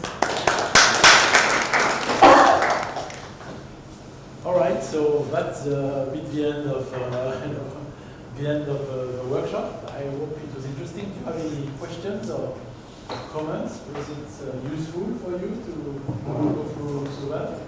Yes. I mean, it's very hard, and also very difficult, as you see. But I'm trying to be very realistic about, and I think you saw when you see a presentation, it's very difficult to understand what this person wants to say. And I think it's very important to practice. It's very important to ask other people, like your case. And I think it's maybe very interesting, but very difficult to understand what you're trying to do. So try to work on that and make it as simple as possible, which again is very difficult to do it, because we always try to explain more. So keep it simple, because it's just about developing for when you have a meeting with so and then think about what you're looking for in terms of money, and then say if you pitch to that, and if you pitch to somebody else, because you don't have to. If you pitch to an investor or financier, put numbers, because that's what they are interested in. And don't put them towards the end, not too late, so that people have time to look at it, and make it clear what you want. Or if you are not clear yet, which is most of the time the case, for example, saying buy 10% or 20%, don't talk about it. You can just give, when you talk, you can give an idea. Maybe don't write it. You don't have to write everything, but say it. So people watch it. You can put some images, some project, and you can say it, and then it's open discussion. If you start writing it, sometimes it's a bit too clear. So just put some ideas, and then you can discuss with people. And then I think what was really missing today on all the presentation is your product status, so where you are. What status you have today? Do you have a prototype? Do you have something you want to develop? How long have you been working on it? How long is still needing to work on it before it's going live? All that is what was missing. And maybe I didn't talk too much about it this morning, but really the timing is very important, especially now for investors, that they want to know when they can get their money back. So if you say your project is not going to be released before 3 years, okay, so people start thinking, okay, it's not before 5 or 6 years that we get something back. So okay, it's too long for me. It could be okay, and you have to say the truth anyway. But if you say, okay, it's nearly ready, we have a prototype, and in 12 months, people think, okay, in 24 months, 3 years, maybe I get my money back. So that's what people are interested to know. Okay, so don't forget this point, because it's really, really important. Okay? So, any comment or question to finish? No? Good, so thank you.